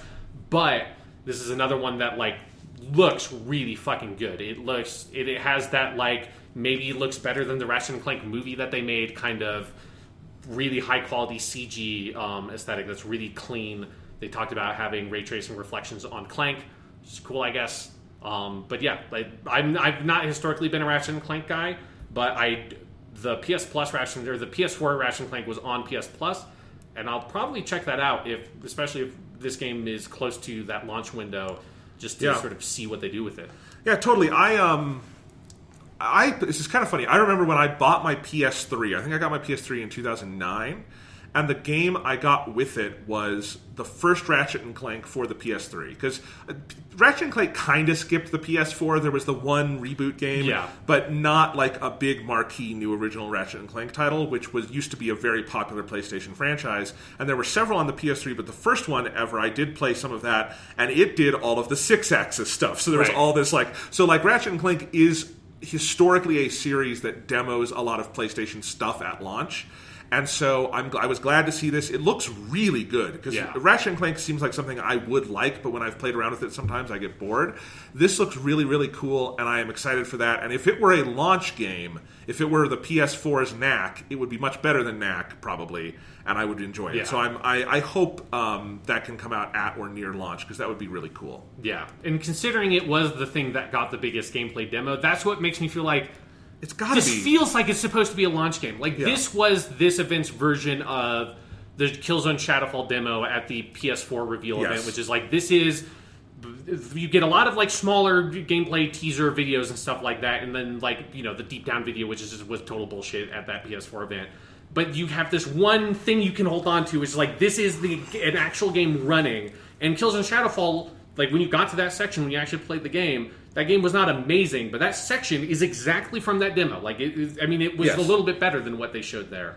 And this is clearly this actual game running. It is one of the most frustrating things about this show, is I don't know why they won't tell us what, like, the launch game is. Like, and maybe they don't know, and maybe COVID has slowed things down, but, like, if so, you can't launch a system without a game. So, like, what is the big Sony game? I will say that, like, at that PS4 reveal event, they also didn't say that Killzone Shadowfall is going to be a launch game. So, like, I don't necessarily take the lack of a specific date as a confirmation that it's not going to be there. It's like, we need to wait and see. How cool would it be if this and Spider-Man were the launch game, and they sold you a pack that's the Insomniac launch pack, and it's just 2 games? Yeah, that's what I was thinking as well. That is like, if like Insomniac just owns the PlayStation 5 launch, do like a steel book that's like Ratchet, Clank, and Miles Morales Spider-Man, like, all together on the steel book. That'd be so cool. That'd be awesome. Yes, you are definitely right. Also, at the end of the Ratchet and Clank thing, they showed a little like I don't know if it was supposed to be like an alt universe lady version of Ratchet or just a new character, but I thought the character design was very cool. Yes, I like seeing that. Then moving on from Ratchet and Clank, I'm going to plant my flag. This is the deep down of a video game that maybe probably will never come out. There was a Square Enix logo and then a Luminous Productions logo. Luminous is one of the teams at Square Enix that worked on Final Fantasy XV, and they showed a very brief teaser that looked like it was real-time footage of a game called Project Athia, which is obviously presumably not going to be the actual name of that game, although, you know, eventually Octopath Traveler came out as Octopath Traveler, so who knows. Well, they dropped the project, so maybe it's just Athia. Which, you know, or I saw conspiracy theories online, Jonathan. There were rumors that this is Final Fantasy XVI. Yes, there were quote-unquote rumors that Final Fantasy XVI was going to be at this show, and then now people are like, oh, this is obviously actually Final Fantasy XVI. No, it's not. It's not. It's not Final Fantasy XVI. They could change their mind later, like they did with Versus 13. Yeah, they could call it Final Fantasy 16. At this moment, I do not think this game is supposed to be Final Fantasy 16. Like, the footage looked cool. It was like crazy fantasy shit. There was a very cool looking dragon at the end of it. It said designed exclusively for PlayStation 5, which later got confirmed as it will be on PlayStation 5 as a console launch exclusive or whatever when the game comes out, and will also be on PC. And then kind of sounds like the same thing with Final Fantasy VII Remake. It will probably come to Xbox eventually if this game ever comes out. But yeah. Here's one thing I want to plant my flag on, Sean. Yes. I don't want any more game trailers at any of these shows where I don't know what kind of game it is. I want. It's okay if it's a sequel like Hitman 3 where they don't show him killing people. Horizon where it's like I know what Horizon is. I played that game. Yeah, that's fine. But something like this, I don't really care. Like, the closest I would say the edge case is something like Elden Ring, where I know what a Hidetaka Miyazaki game is, so that's okay. But if it's just a fully new IP that, like, no history behind it, like, fuck off. I want to know what the actual game is. This is probably some kind of, open world RPG. Yeah. But I don't know, so fuck off with it. Yeah. I want to say that's like... I generally speaking do not want games to be announced that are called Project something unless unless it's very clear that it's a game that's actually going to be made. But at console launches, you got a little bit of it PS4. Again, deep down, that Capcom fantasy game that never materializes is the big one for PS4. Especially if you go to the 360 PS3 E3s before those consoles came out, like half of the games announced there never came out. And so it's which, they're moving targets. It's very complex. I get why that happens. How do we count Drive Club? I mean, Drive Club came out. Nobody really cared about it. And then it went away because they dissolved the studio. So you can't even buy it anymore. Yeah, so who knows? But yeah, Project Athia. And again, it looked cool. I don't know what it is. I don't have any confidence the game will come out. Whatever. Let's move on. Yeah, moving on. The next game was a game that the very moody trailer of a little kitty cat with a backpack walking through some cyberpunk dystopia with sad robots and the kitty cat looking at the sad robots. And the game is called Stray. It is published by Annapurna, developed by an indie developer called Blue 12, and it had a date at the end of 2021. I like kitty cats. I like kitty cats. All these Annapurna interactive trailers are basically the same thing to me, and they're interchangeable, and there was a lot of that with indie games in this show. This one I remember because there was a cat, but other than that... It was a very good-looking cat, I will say. It was a good-looking cat. It was a very good-looking cat. Then they had... I wrote this whole section in all caps because I just thought this was very funny. They had this like quick video package of showing all this stuff and having big text on the screen say 4K Ultra HD Blu-ray, Ultra high-speed SSD, ray tracing, haptic feedback, adaptive triggers, USB port, motion sensor, built-in microphone, integrated speakers, headset jack, 3D audio. And it's like, whatever. It's your quick little video package. It's fine. But the USB port one really made me chuckle, and it's what made me write down all of them because I thought it was very fucking funny. Yes. I just like them cutting to USB port. Yes. But after that... That was like our recap of things we already announced. Yes, it's like if you don't know anything about the PS5, it's got this stuff in it, including a USB port, which is... they should have said USB-C, because that would make people actually like, yeah, that's right, it has USB-C, that's good. Because I think what we saw we haven't seen the back of the console yet, but we saw the front, and it has a Type A and a Type C, it looked like. So. Yeah, so it's like, you get USB-C port on there, thank you. Then we had Herman Hulst, formerly one of the major developers at Guerrilla Games, now head of Worldwide Studios, was on there. And when he showed up, I forgot before they put up his title that he wasn't at Guerrilla anymore. So I'm like, oh my god, Horizon, they're going to do Horizon right now. And then it's like, oh wait, no, he's just the Worldwide Studios dude now. And then he talked a little bit saying that the emphasis on the development of PS5 was for ease of development of our games and unlocking artistic visions. And then, he was there because he's a bigwig at Sony now.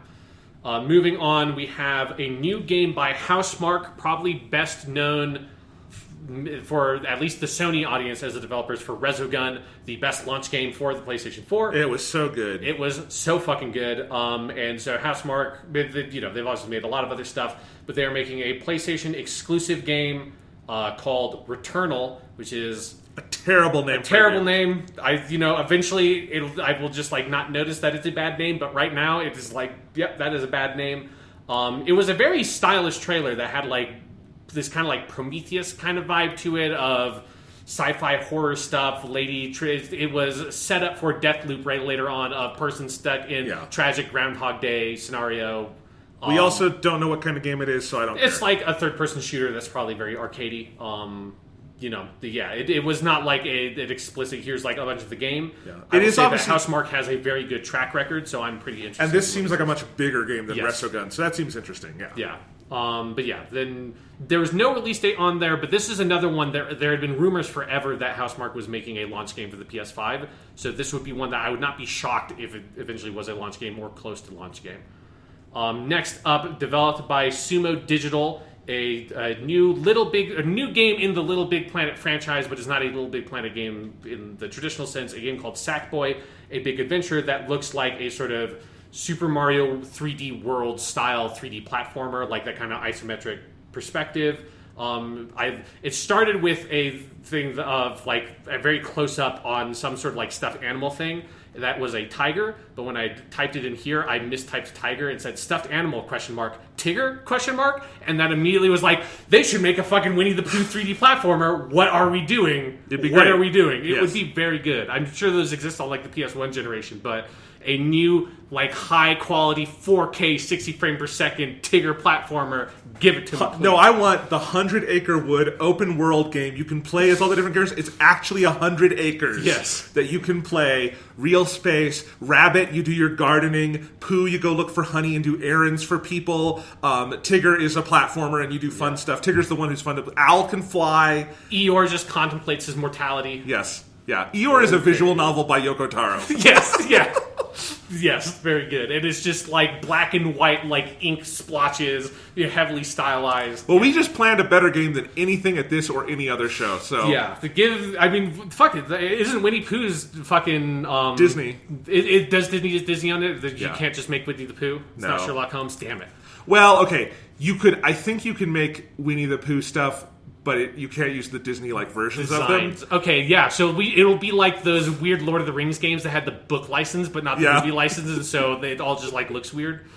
We should just make that game. We should get the game development and make a fucked up Winnie the Pooh game. Anyways, Sackboy 3D platformer. It looks good. It looks fine. I do have to say, Nintendo has been hitting it so hard with platformers in the last couple of years that if you're going to make a very clearly Nintendo-esque platformer, it has to have some kind of special hook to me. Mm-hmm. And this just looked like a Mario or one of the recent Yoshi or Kirby games or something without those characters, that's kind of my thought. Sure, yeah. I mean, for me, this is like one of the things that when I said earlier that like I liked seeing the diversity of the games here is nobody makes 3D platformers other than Nintendo, so it is cool to see somebody else make a 3D platformer because it just feels like everyone's like, Nintendo will make those games and this is the kind of game that if I hear reviews saying, oh my god, this is a surprisingly great platformer, I will 100% play, but if not, I will happily ignore. Yeah, but it looks good. 4K Sackboy. I don't know if it was in 4K or not. If it's not, that'd be fucking weird. Yeah. So then moving on, another PlayStation exclusive, a game by a studio named Lucid. That I don't think this studio has put out anything before. This is a game called Destruction All-Stars. It has like an almost like extreme Rocket League kind of vibe to it.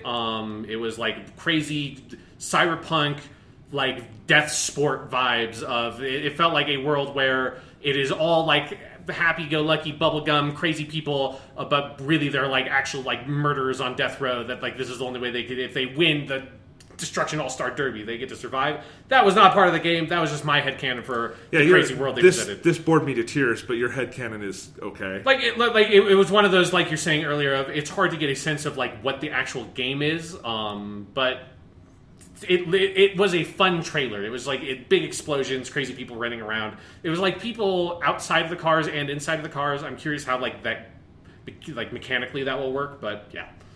Moving on, two brothers, Josh and Mike Fryer from a studio called Ember Lab, were on screen, and they're debuting their game Kenna, Bridge of Spirits. This is, I think, one of the best game trailers that they had because it also had a decent amount of actual gameplay footage in there. Yeah.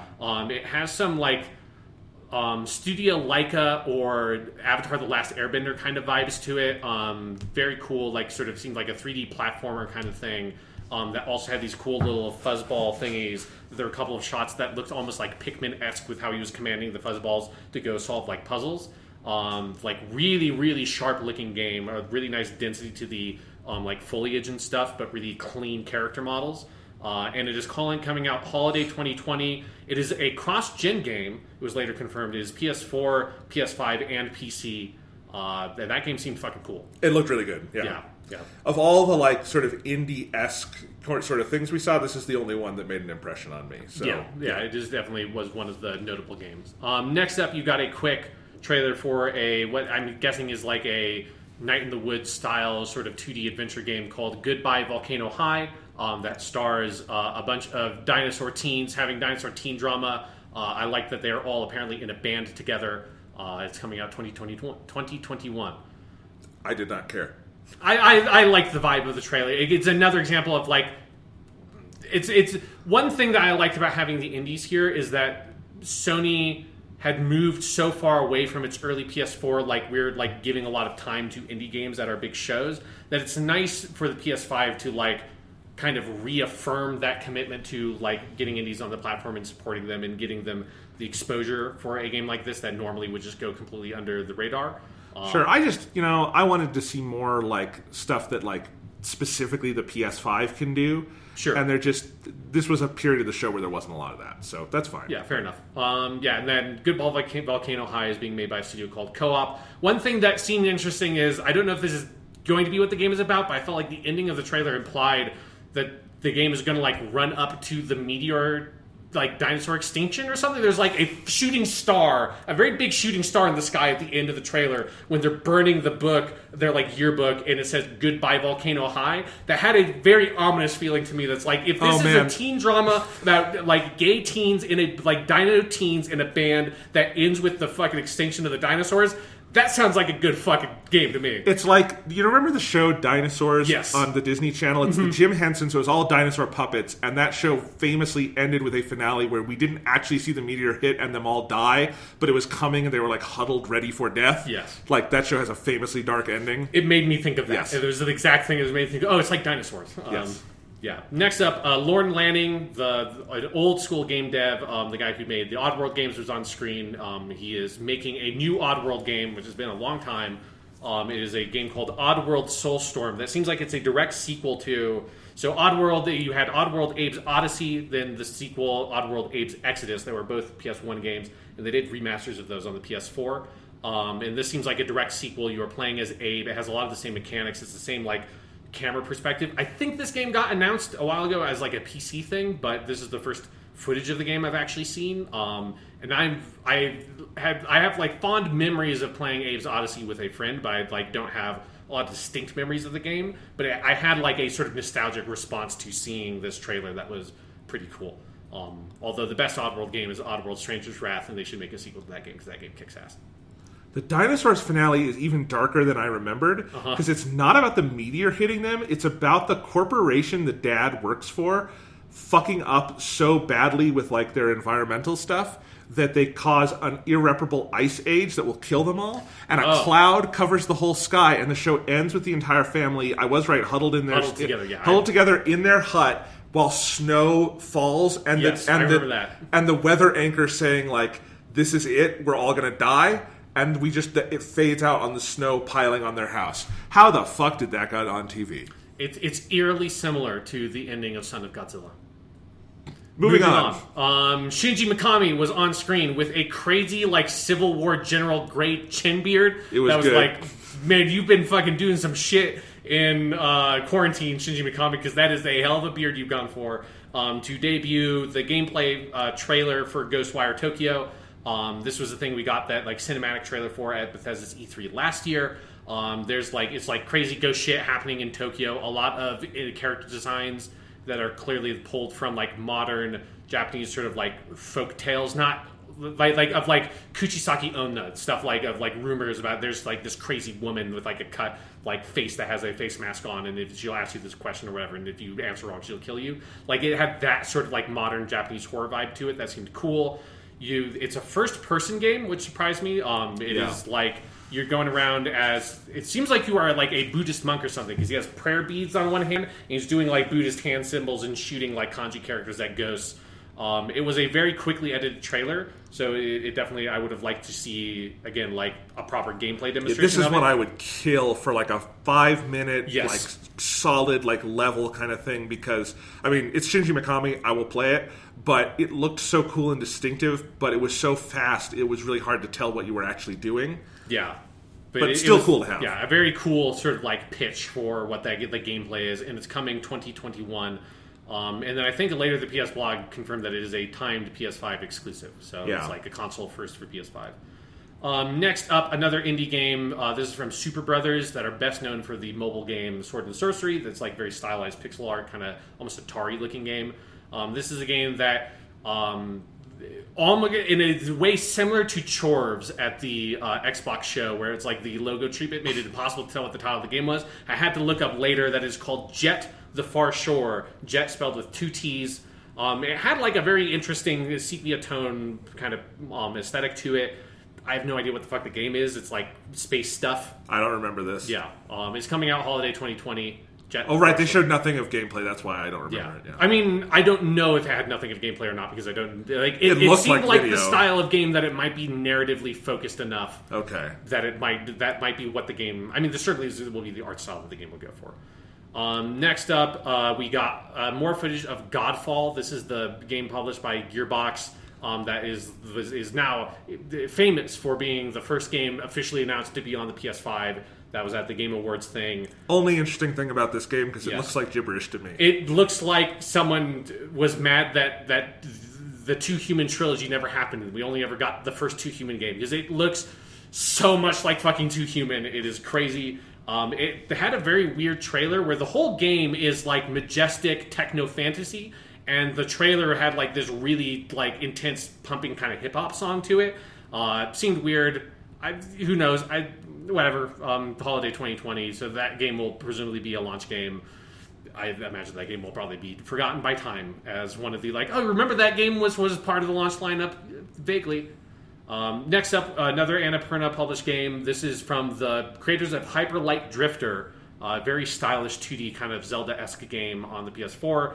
A game called Solar Ash, which has a similar aesthetic to Hyper Light Drifter, but is full 3D polygonal models. This one did look cool. Yeah, this has like a really rad look to it. I've never like played Hyper Light Drifter. It's a game I've always kind of like meant to get to, because it had good reviews, has a great look to it, but I watched a lot of video of it being played, so I'm like, this game just looks fucking awesome. So that is like one of the indie games that stood out to me. It seemed very cool. Next up, my next note just says Hitman, Hitman, Hitman in all caps. We had a cinematic trailer for Hitman 3, which is coming out January 2021. This is a game I alluded to earlier, that they just like planted their flag. This is the most specific date we got for any game, narrowed down to a specific month. And they're like, everyone's going to rush for this fucking launch date thing with holiday 2020. We're going to be January 2021. So yeah, I said Hitman 3, January 2021. Oh shit, that is real soon. Fuck yes. It looked great. It's also apparently this is now the World of Assassination trilogy. Yeah, so that is when they talked about Hitman 2016. Before we knew that Hitman 2016 was going to be one of the best games ever made, they called it was the World of Assassination was like the tagline for that game. Now they're calling this Hakan Abrak from IO Interactive had a brief section on screen, and he said it is the dramatic conclusion of the World of Assassination trilogy. Because as everyone knows, the best part of these Hitman games is the incomprehensible story. Yes, yeah, it is like the story is fun as like an aesthetic experience of that. Hitman 2 ends with you going to a European medieval castle that is full of like rich motherfuckers that are trying to go to space and like give up on the rest of humanity. You're right. Okay, that's fun. I just think like the cutscenes and stuff are interminable and bad. I wouldn't go that far. Oh my god, but the ones in Hitman 2, they didn't even have like video, so it's just like, and there's one in the middle that goes on forever, but that's not the problem because they're fun to play. Yeah. And this one, they also showed a very, very brief clip that the first level is in Dubai, and you are on the Burj fucking Khalifa. There's full like, Mission Impossible Ghost Protocol shit going on. Fucking, I can't wait. And this one is also, we should say, fully cross-platform. for Xbox One, Xbox Series X, PS4, everything. PS5, PSE. Yeah. And then they later had a statement on the IO Interactive blog. I know because I followed their Twitter account. I followed the IO Interactive Twitter account and the Hitman Twitter account just to make sure I don't miss anything. And there's more information on there. It is going to have 6 full levels, so 6 areas. It's not going to be episodic, so it's going to be Hitman 2 style. But it is going to do something similar to Hitman 2, where they are bringing forward the old content. Nice. Including like all your unlocks and stuff. So they're actually going to, even more so than Hitman 2, they basically said all your progression carries forward. Meaning that if you brought the legacy levels over in Hitman 2, you had to go back and replay them to unlock stuff, which I was happy to do to replay those levels. But presumably, if you own both those games and you pick up Hitman 3 and you've unlocked all that shit, you can start off Hitman 3 and throw rubber duckies and exploding pins and fucking machetes at people and have a great time. Also nice because you only need one client. I was for the game because it was funny. I was cleaning my PS4 hard drive the other day, Sean, and I noticed I had Hitman and Hitman 2, and I'm like, this is utterly pointless. Yes. Let me get rid of Hitman because I can play all that in Hitman 2 and it's even better. And then I did go play some Hitman 2 because I realized I had not played that last DLC level on the beach. Very good. The beach one, it's very good. Looks real good in HDR. Oh, yes, my yes. God. Yeah, That's a good looking game. Yeah, so this to me is, this is the best game announced at this event. Like, it is the thing I'm most excited for. Like, it is, like, there's no question. There's nothing else at this event. I don't care what the fuck else they have. Hitman 3 is the best game. Right? There's no way. I like Horizon Zero Dawn a lot. It's not better than Hitman or Hitman 2. I like Marvel Spider-Man a lot. It's not better than Hitman or Hitman 2. Like, they didn't show much here. I know that Sony was like, this is a low-key kind of announcement, but it'll get, like, some people really excited. I'm one of those people. To give me Hitman 3. I want to go kill people and throw them off of the Burj Khalifa. Thank you. And if you're not planning on getting one of the new consoles, luckily you'll be able to play it anyway. Exactly, so. yeah. But there you go. These are games that, like, Hitman 2 is the best PS4 Pro upgrade of any game from the PS4 to PS4 Pro. Like, I feel like those games scale really well. Yeah. So I suspect that you should probably be able to play like Hitman 3 at a full 60, on the PS5. And I'm curious to see, because they didn't go into, like, detail about how they're bringing this stuff forward. They just said that they would. I'm curious to know if, like, presumably Hitman 3 stuff, like weapons and items, will be able to go back to the Hitman 1-2 maps. But I wonder if they're going to touch up those maps like they did a little bit when they brought them to Hitman 2. They kind of put in some of the new, like, graphical features and stuff. So that'd be cool. Also, the other thought I had about Hitman 3 on the new consoles, think about the load times, Jonathan. Thank God. Think about Hitman with no load times, because that is, like, the compromise that game has in terms of, like, they have the biggest, most complex, interlaced, like, crazy fucking levels possible. But that means that every time you have to load a mission or, like, die and reload, it is a long load. If you get rid of that, oh my God. Yes. Oh my God. Having to reload is the goddamn worst in that game. Yes. It takes forever. Yeah, so that to me is, like, I'm very excited to play through all of my lovely Hitman content and have no loads. Oh my, holy shit. Yes. Next up, we got a weird thing of, like, a very quick tease of what seemed to be the, like, boot up for the PS5, because there was this health and safety tips message on screen, which is the same that the PS4 has, and then a logo that was like, press the PS button to, like, start. And it looked similar to the PS4 boot screen, but, like, slightly different. And then it went boop, and then it cut away from it. And it was like, that was weird. Next up, Astro's Playroom, a game developed by Team Asobi at Japan Studio. It was just, like, quick kind of, like, platforming kind of thing you saw. The more interesting stuff was what was revealed afterwards, is that this is a game that is a free game that will be preloaded on every PlayStation 5, that has 4 unique 3D platforming levels, each one designed to show off some different aspect of the PS5 design or the design of the DualSense controller. So it seems like a mix of the Astrobot VR game, which people fucking love, and that Playroom demo that PS4 had for, like, the PS4 camera and controller stuff. And this seems like a much, much better concept of that. I wish they had made a lot of that more clear in the show, because as it was, it felt like the Sackboy thing again, which is like, this is a not Nintendo game. And I know people love Astro Boy VR, but it's a VR thing. It's different. And so, but if they had said, it's a cool tech demo for all the PS... If they had, like, gone through and said, this one shows you this shows you this, and hey, guess what? It's free on the PS5. That would have been like, awesome! I look forward to playing that. They marketed it very weirdly in the show, but I am looking forward to it. Yeah, that's just cool. I like even if it's in a small way, I like your console just comes with something that theoretically you could buy a PlayStation 5 and buy no video games for it, and you could play around with this thing for like an hour or whatever, like small thing it is. And then return it to the store. Yeah, exactly. It's like, I don't want to play Horizon or Spider-Man or Ratchet and Clank. I just really want to play Astro's Playroom, so I'm going to buy this like $500, $600, however fucking expensive this thing's going to be console, play this one game for 1 hour, and then sell it on eBay. Next up, Little Devil Inside. This maybe is some sort of Dark Souls-y game with like a paper mache aesthetic. I don't know what this is. It's developed by NeoStream. It was a long trailer that was intercut with like a weird little dude going on like a fantasy adventure, and then it was intercut with like a butler old man. I hated this one. Yeah, this was like annoying. The most indie like, game. The game. Yeah, like I don't give a shit. Moving on. Then I have a weird note here that has like a weird payoff that I don't know why they did this. Which is at this point the interstitials between demos is now in a wider aspect ratio. So there's like black bars at the top and bottom.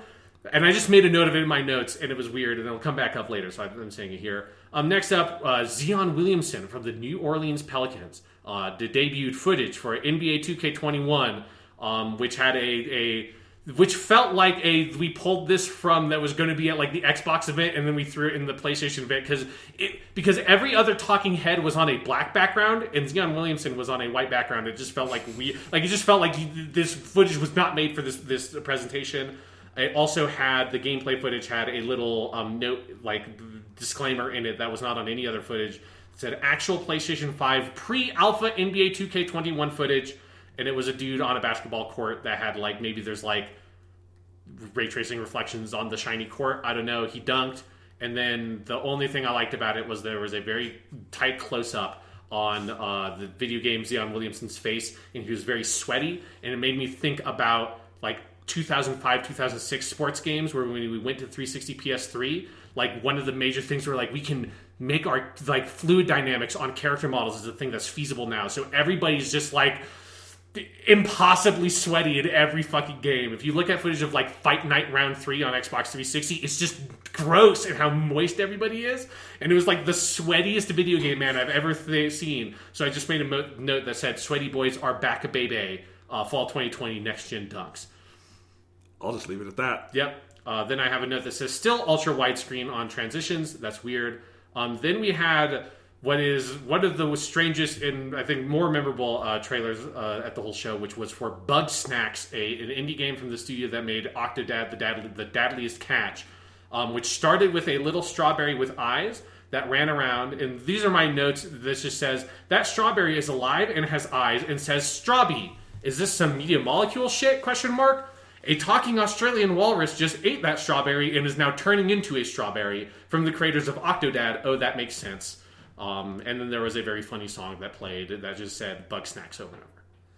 Yeah, if we could have taken this and like 7 other nothing substance trailers and maybe put in one like nice 5-minute demo of an actual PS5 game, that would have been great. Yeah, well, I would have liked to have kept this trailer. You can get rid of like Little Devil Inside, but this made me smile because it was fucking weird. Next up, then my next note just says they should just make the aspect ratio get slightly wider on each transition.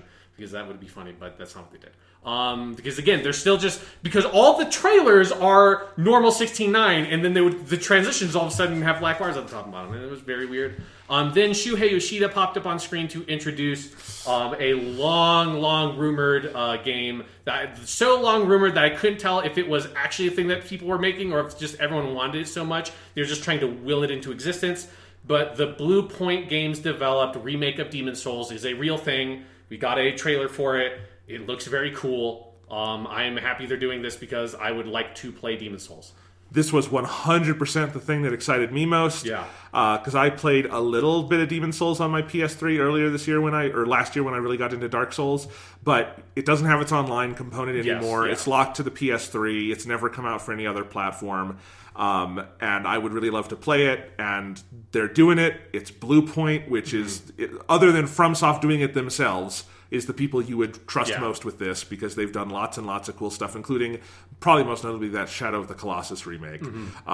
So hell to the fuck to the inject this shit in my veins. I can't wait. That was my most favorite thing of this show. Yeah, I mean, Hitman 3 was my most favorite thing, but this is probably my number 2. That's like Demon's Souls is just... I want to go back to it, but I don't own a PS3, and even if I did, as you said, all the online server stuff got shut down several years ago. So that's awesome. Next up, we had the 2 leads from the French arcane studio, Arcane Lyon, that were at the Bethesda E3 show to show us the actual gameplay footage. I mean, it was a gameplay trailer, but it was enough for me to get extremely choppy.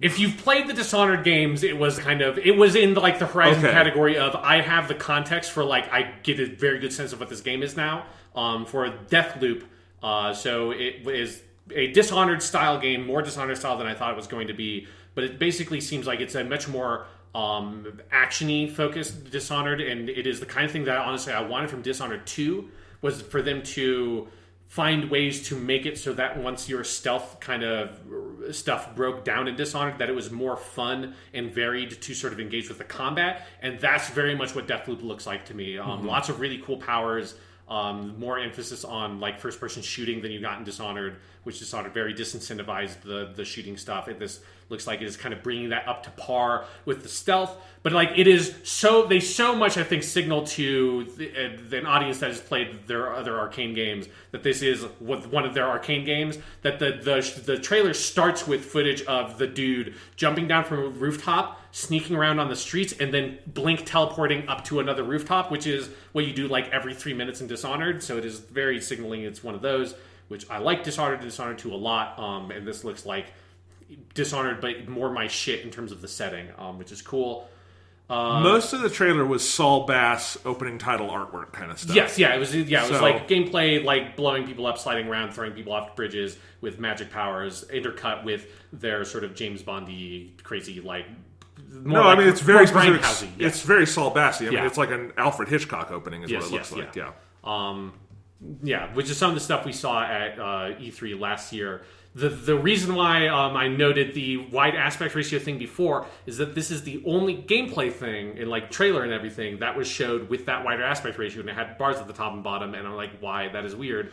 I don't think this game is going to be in a wider than 16:9 ratio, but who knows? But it was this thought I had of did they just slowly start putting these bars at the top and bottom so nobody would notice with this game? Because I've never seen anyone else say it, and it was when that Order 1886 game came out, that was a big sticking point a lot of people had. That and Evil Within both had wider than 69 aspect ratios.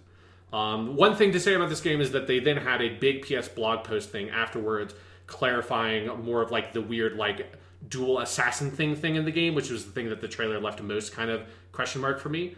And it is you can play as both characters, but the main character is the guy who you see in the trailer, because it is a mostly single player game. You can play it entirely as a single player game if you want, but if you want to engage with the multiplayer mechanics, you can opt into them.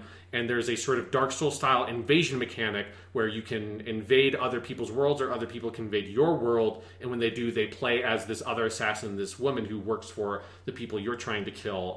And that is how that kind of co-op thing works. So for people worried that it's going to be some sort of weird multiplayer thing, and get away from that Arcane style story-based gameplay, it seems like that is not the case. It is them experimenting with that kind of weird mixed single multiplayer gameplay design, which sounds really cool to me. Especially the fact that you can opt out of it if you don't want to do it. That seems smart, and that makes me way more interested in this game. I will say that this is one of the games at this event that I was most interested in now. That I'm almost certainly going to get this game when it comes out.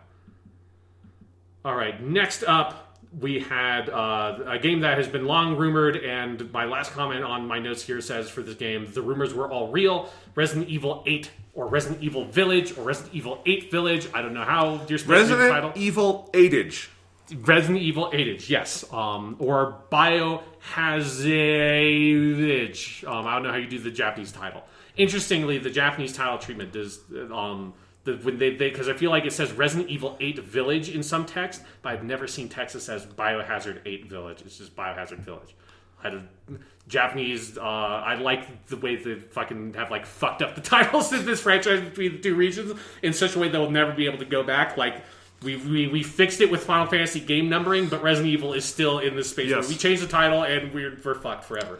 I have sitting on my Xbox right now, and I've played most of these, Resident Evil 1, 2, 3, 4, 5, 6, 7 in a row. Yeah. I have not played 6 or 7 yet, and I'll probably skip 6, but I will definitely play 7 before this, because 7 was so acclaimed. Yeah. And then this is very much in this clearly style. a direct sequel to 7. Yeah. Same protagonist, guy. right? Yes, yeah, it's Ethan from 7. Yeah. And more of Chris, who I think comes in at the end of 7, is what I've heard. Mm-hmm. So, yeah, I mean, the trailer didn't show a ton, but it's Resident Evil, and it's on a good footing right now, so hey. Yeah, I thought it was a really cool trailer. It looks like it has a little bit more Resident Evil 4 in it. It's like snowy. There's a big gothic castle. Well, you're outside. I yes, mean, yeah. It's also, there's a werewolf dude in it that seems cool. Like, as far as I can remember, Resident Evil has never done werewolf stuff. But yeah, it seems like it's having a little bit more of the mix of the old campy Resident Evil that, like, Resident Evil 4 is like the epitome of campy Resident Evil to me. And it's getting a little bit more of that back in. And Resident Evil 7 was much more kind of like really severe, modern, like gritty horror. And kind of combining those, that seems cool. I really like the shit out of this trailer. And yeah, it reminded me of like, right, I need to get on my Resident Evil shit again and play these games because they are very good. And I want to play this one. Yes, they are. And we got a year coming 2021. Next up, we got a trailer for this was the one where they said coming 2022 at the end, and I'm like, that's not a year that will exist. What is 2022? You're madmen. This is crazy. It's a game called Pragmata, developed by Capcom. It was a very cool trailer, but when you say coming 2022, who knows? This is the one. It is the art is done by the dude who did the art for Dead Space. You can tell because I thought for almost this entire trailer this was the trailer for Dead Space 4 because the dude just looks like the dude from Dead Space. And he's like looking up at the moon, and then a like satellite crashes through the sky, and you realize that we're actually on the moon, and like in like some sort of weird bubble. Again, a very cool trailer for who knows what that game is. Then next up we got their last big game announcement of the show, which is Horizon Forbidden West, the sequel to Horizon Zero Dawn. We now finally know what they can call the sequel to that game, right? It's not Horizon First Dawn. It's not Horizon Second Dawn. It's not even Horizon 2. It's Horizon Forbidden West. We got a big sort of story mood kind of trailer, but footage that seems to be all in-engine. It looks really fucking good. Really fucking good. Both in terms of like a pitch for a sequel to Horizon Zero Dawn, as someone who really liked that game, it looked good in that sense. But then also just in a Guerrilla Games is like one of the best technical video game studios in the world, and they're making a game on the PS5, and holy shit, it looks good. Looks very good. I don't love the title. Sounds more like DLC than a proper sequel, and I would have preferred Horizon One Dawn, but that's okay. Yeah, I mean, they shot themselves with the foot. I mean, Horizon Zero Dawn is not a good title. No, it's This not. franchise will never have good titles. We will just have to, like, resign ourselves to that fact. Yes, but no, it looked very cool. I need to play the first game at some point. Yeah, good stuff. The game is available. Like, the first game is available for, like, $10 everywhere right now. So if you haven't played it, it's on sale. But yeah, it looked cool. Yeah, and one thing I liked is there's a huge variety of environments shown off in the trailer that, like, obviously based on the title, you're going to the West to sort of, like, figure out more about what happened and, like, how this world is made. And there's, like, a whole sequel teaser that happens at the end of Horizon Zero Dawn, that this kind of trailer gives you a little bit of a hint of maybe some of what they're doing with that. But you see, like, destroyed post-apocalyptic Golden Gate Bridge because it is one of the most recognizable American landmarks, and so you're always going to see the Golden Gate Bridge. There's some really gorgeous underwater footage, like what they did to render underwater environments, and like the lighting is kind of unbelievable to me. A good like underwater, like modern American city that is like been submerged underwater kind of shot in there. A very, very cool robot turtle. I am a big fan of robot turtles. That has like big like moss growing on its back and stuff.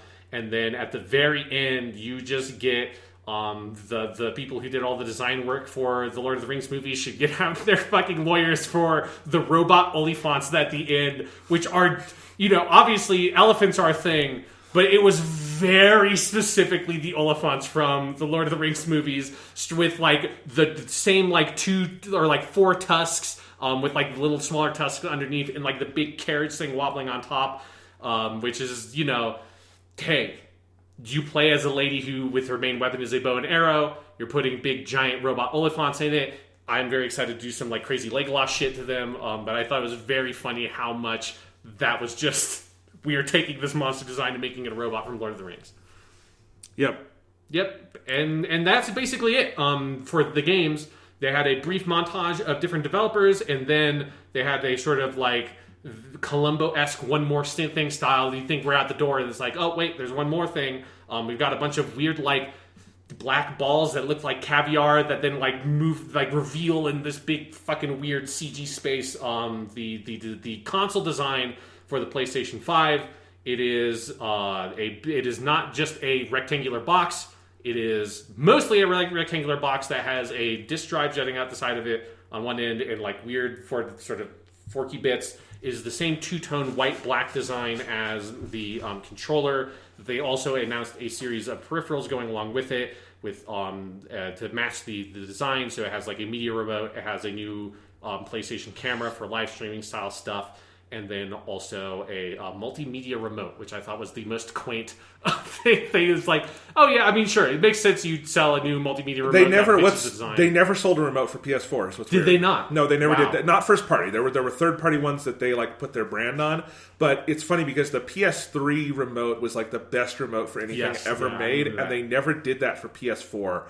And it was a real disappointment. And this one is more like the Xbox One media remote, which is to say it's so lacking in stuff, I don't know why you would ever buy it. That was my thought. Then I looked at them like, it reminded me of remember the original Xbox, you had to buy a little like remote attachment thing for it to play DVDs, for them to basically save money on like DVD license stuff. So it's like the console obviously could just play DVDs, but you had to plug a little sensor in, and you've got this shitty little remote, and it reminded me of that. Like, yes, why are you selling me this remote? It'll just be able to play fucking Blu-rays and shit. It's that you don't need to buy the remote for that. But yeah, so they showed off the console, and then I think for me the biggest surprise about it was that they are selling a digital edition of the console that has no disc drive, which I was very surprised by, because that had not been rumored in the slightest. I feel like we have been talking about Xbox Lockhart for longer than Xbox consoles have existed. I feel like that has been such a known secret that Microsoft has some sort of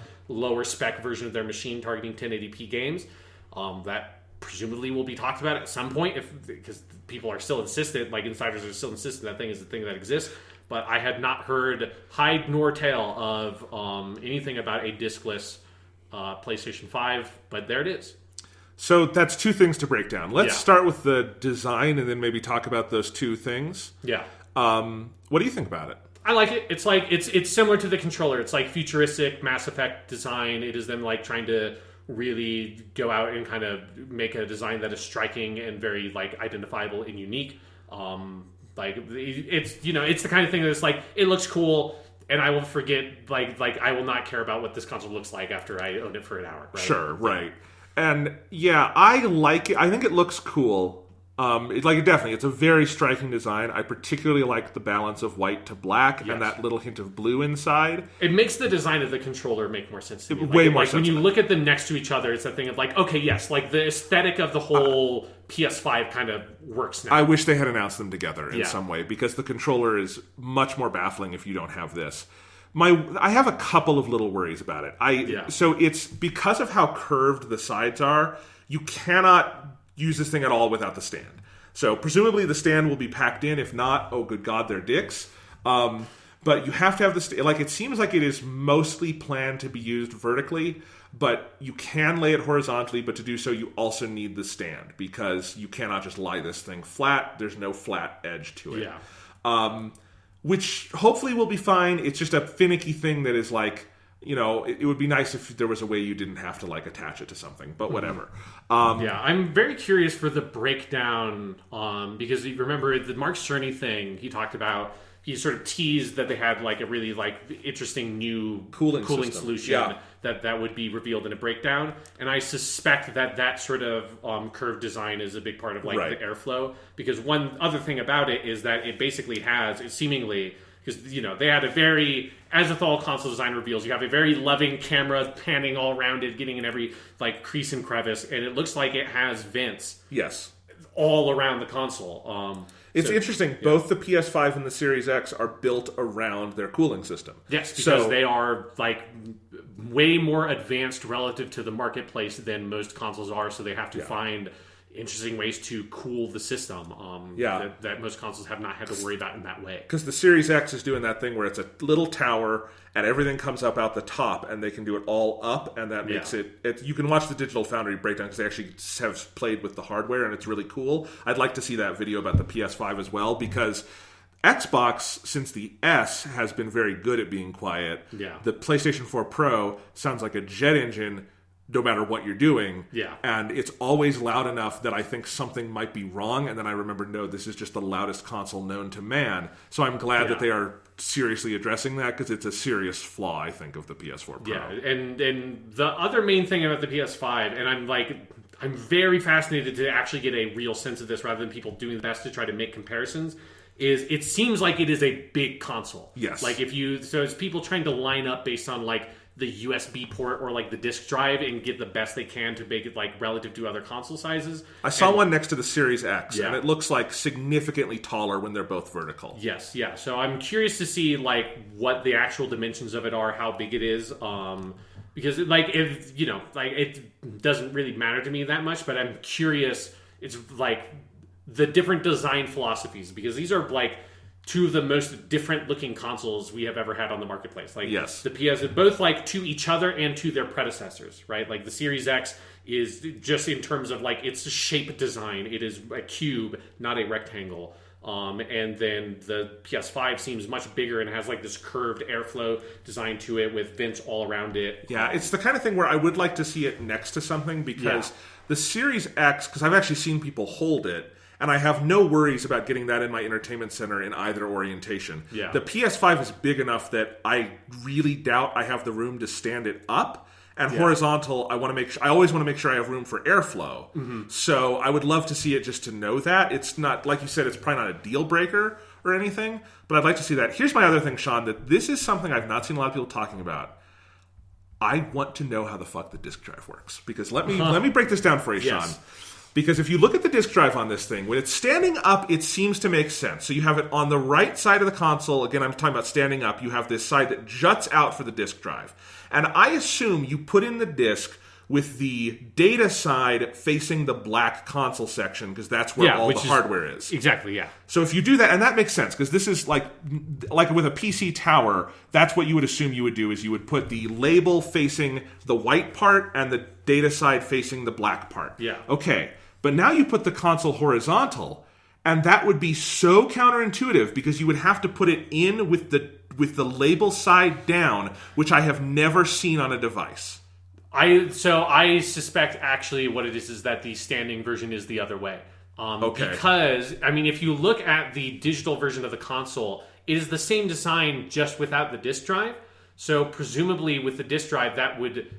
Everything that they added on is not just like the bay for the disc to go into, it's lasers that read the disc, right? So probably that is actually like you would put it in with the art of the disc facing the bulk of the console, if it's standing up. Right. So, but what it means is where they've put it, either way, it will be awkward one of the two ways.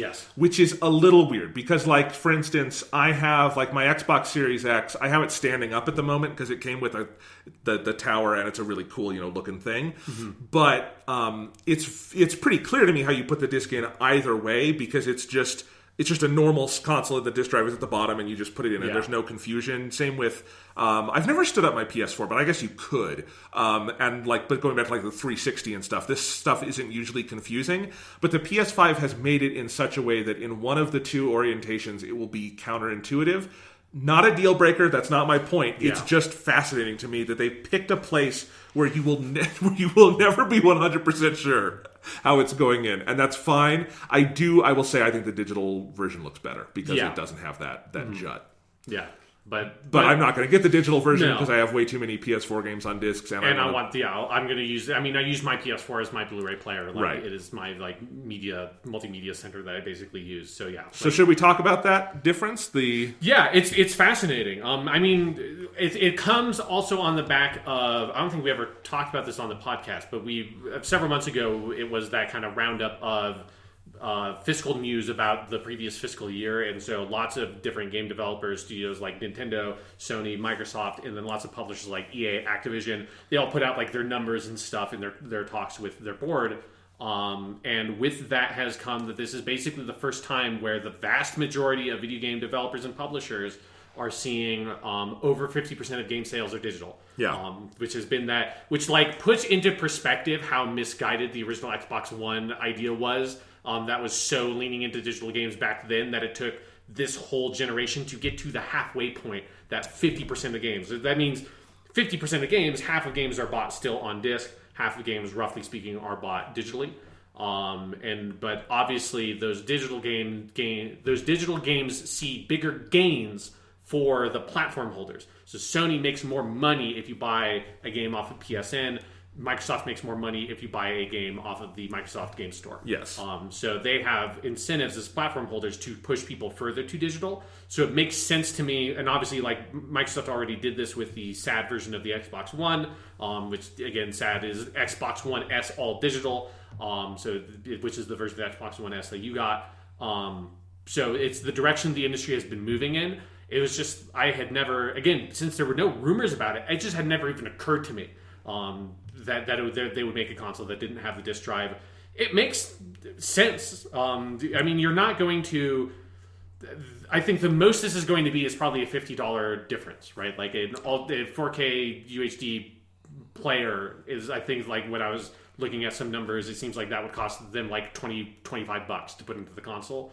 I think it'll be $100 difference, and I'll tell you, it's not so much about what it does or doesn't cost to manufacture, because it's not just the thing; it's also the casing is different enough that, because like with the Xbox One S, what you have to realize is that they changed nothing about that thing except ripping out that and changing a small bit of casing to fill in the plastic. So there was very little difference. It's a slightly different build, which could bulk up the price, but the other reason I think is that I just don't think a $50 difference is enough of an incentive, and I think they probably want people to buy the digital edition because they want you to get those, but also it goes one way or another. If it's only a $50 difference, then you would always want to go for the disc drive version. If it's $100, then you might think and get the digital, and that's the point where PlayStation makes more money. So that's kind of my thought on it. Yeah, but it's also, I think. I feel like there's a lot of people when they're talking about like price for the PlayStation 5 and the Xbox Series X are very much in this like they're going to take like big losses on this to be super competitive, and maybe they will, but there's a part of me that's just like the trend has been moving away from that. The trend has been moving more towards breaking about even, maybe taking a little bit of a loss or taking a little bit of a profit. But, and again, maybe this is like we go back to old school video game, like we are taking a big loss on the console and looking to make up all the money on the games. But because if you do that $100 price difference, like they are eating most of that price difference on that digital version. And yes, maybe in the long run, they would make that up through game sales. But I don't know if that's the philosophy that video game makers, like console manufacturers, are using anymore to like justify price points for consoles. But who knows? Like it is hard to know. Neither Sony nor Microsoft have budged at all and like indicated anything about price point. We have absolutely no idea. Like I was not in any way expecting price or date or anything for like this. Like honestly, I was surprised that they showed the console at this event. They had basically postmarked that it was like this is going to be a games focused thing. So I was like, if they hadn't shown that would, oh my god, people would have been pissed off. I mean, yeah, people would have been pissed off. It's like, yeah, I was just like, June. I mean, I think it's a little weird that we haven't gotten any hints of price yet. At this point in the 2013 cycle, didn't we know? We found out at the E3. At E3, so yeah, I just... To be fair, because this is something I thought about, because the last console launch we had was not the PS4, Xbox One, it was the Switch. If you remember, the Switch did it where they had that like 2-minute commercial that basically gave you the basic pitch of what the Switch was and what it looked like. October. Then in January was the first time they had showed off games, talked about price point, all of that, and then it came out in March. Yeah. So I don't know if the 2013 one, regardless of COVID stuff, I don't know if that was ever the comparison point. Sure.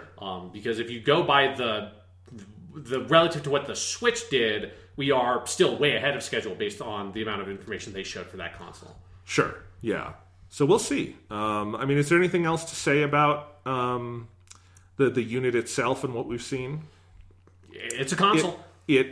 I cannot stop seeing the Seto Kaiba meme because it does absolutely look like his outfit from the Battle City arc of Yu-Gi-Oh! And if you see people just putting his head on that, you will get what I mean. It's people have also been making the router comparison. I can get that. I see the Seto Kaiba thing even more, and it does. And I want to be clear, it makes me like the system more, not less. Yes, I'm with you. And they should sell a Seto Kaiba head that you can put on the system that just makes the rest of it his outfit. Mm-hmm. Yeah. Yes, absolutely. Like, they should just make Sony should fund a high quality AAA open world Yu-Gi-Oh! RPG just so they can do that. I was going to say, get the Japanese voice actor for Seto Kaiba, and he just says things when you turn it on, and he announces all the names of the games. It'd be great. It would be very good. So yeah. So that's the PlayStation 5 event. A lot of games, as we talked about, would have been nice to get more game demos, maybe strip out some of the fluff and dig in deeper with what we had. But I just had a very good feeling afterwards of I have video games to look forward to. The world, there's just this feeling of the world exists past fall 2020 because people said there was the words 2021 and 2022 on screen, right? There's this sense of the video game release schedule has just been this complete blank void for the foreseeable future for so long. And then now it's there's a Spider-Man game coming out. There's a Horizon game that'll be coming out. There's a Ratchet & Clank game that'll be coming out. There's the Hitman 3. There's that Kena game, looks really fucking cool. They're still making sports games. Ghostwire Tokyo looks awesome. Deathloop looks really good. The Demon's Souls remaster looks really good. That Square Enix Project Athia game will never come out. Video games are happening. The video game business is a thing that exists, and we're getting news for it because it just has felt like such a weird blank nothingness. And then we got a couple of weird teases that were annoying, like the Xbox One that was mismarketed and stuff like that. It's just, they're making a third fucking Hitman, Jonathan, and it's going to be in Dubai, and it's going to be good, and video games can be good. Absolutely. So, we'll have to see what the Series X first-party stuff is next month, I think is when they've said they're going to be doing that. That's going to be a July thing. So I'm excited to see that. Right now, as always, for this last generation at least, it seems like PlayStation definitely has the edge on exclusives. Yes. Hopefully we'll see more from Microsoft because competition is nice. I want to know, is Microsoft... I had this thought the other day after all this and being oh shit, because there's 9 PlayStation Studios games. If you include some of the smaller stuff in here, that Astro Bot game. Yeah. That's a lot of fucking games that PlayStation Studios is making. That's not even all the studios, obviously, that they have putting out games. And I had that thought about the cross-gen thing that Xbox is doing, where they're saying that, their first-party games are going to be cross-gen for the first year and a half or so. And I just had this thought, are they going to have any first-party games other than Halo and Forza in that year and a half? Has there been enough time for the studios that they bought that there's going to be other, Xbox Game Studios games? Because that is, an open question, I think, still at this point. Will they be able to turn around that narrative about Xbox not having games early on in this generation? Do they have the goods for that at that July event? And I will say things like Ghostwire Tokyo and some of the other things, Deathloop, which is a console launch exclusive. That just doesn't bode well that that's still happening. Yes, because and I don't like when that kind of stuff happens anyway, because I think people should just be able to play the fucking games. Yeah, but so we'll see. Because I'm at a point where I really, really do like Xbox as a platform more personally. That's just a personal thing, but I'm talking about the UI and some of the services around it and the controller, and these are personal things and whatnot. But I really think I especially just the Xbox, I cannot recommend people enough. If your memory of the Xbox One UI is the from 5 years ago clunky piece of shit, please look at the update they have done. It is a masterpiece of a console UI, and I hope to death that Sony takes cues from it because it is so good. I will say that, like, you know, I don't use the Xbox One on a daily basis, but my experience with that has not been good recently. I don't know, like it. Okay. I mean, it is an old Xbox One, but it also, when I tried to play one of my Godzilla Blu-rays in it, was like it just didn't play, so I had to switch it over. That's to weird. PlayStation 4. Okay. It's like like that console I've had bad experiences with. Okay, but I love that UI, and it does, and the PS4 UI just constantly kicks me in the nuts, and I hate it. And it's bad and slow and awful. And there's things like that I would really. So I want the other part of Xbox to be healthy as well. Because right now it's, you know, PlayStation is where most of the games seem to be, and that's totally fine. And it's obviously a good platform. I'm not going to tell people, you know, I think the UI is slow and bad and never play PlayStation. That's not my point. Just that, you know, Xbox has figured out so many other things. That's why I'm excited to maybe figure out this other shit. Yeah.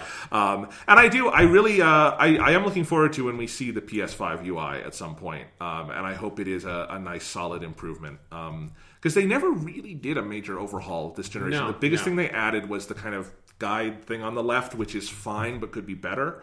And, you know, we'll see what they do with it. Yeah, I mean, for UI stuff, I'm just most excited for, like, the SSD will facilitate way faster UI speeds, so that would be nice to just be able to, like, load icons and stuff really quickly, like that sort of cruft that builds up, that has built up on both my PS4 and my Xbox One is just like, we need to clean slate. Let's do new shit. Also, figure out the weird thing on PlayStation where transferring data takes longer than it does on any other device on Earth, and I don't know what the thing is that makes it do that, but it does, and it's weird. So figure that out. But with the SSD, hopefully they are. So yeah, put Persona 4 Golden on PlayStation, please. And no, they should actually just like delete it from all Vitas and make it only a game playable on PCs. Okay. I think that would be the path to go. In fact, they should just like stop making consoles and just put everything on PC, just to make Jonathan mad.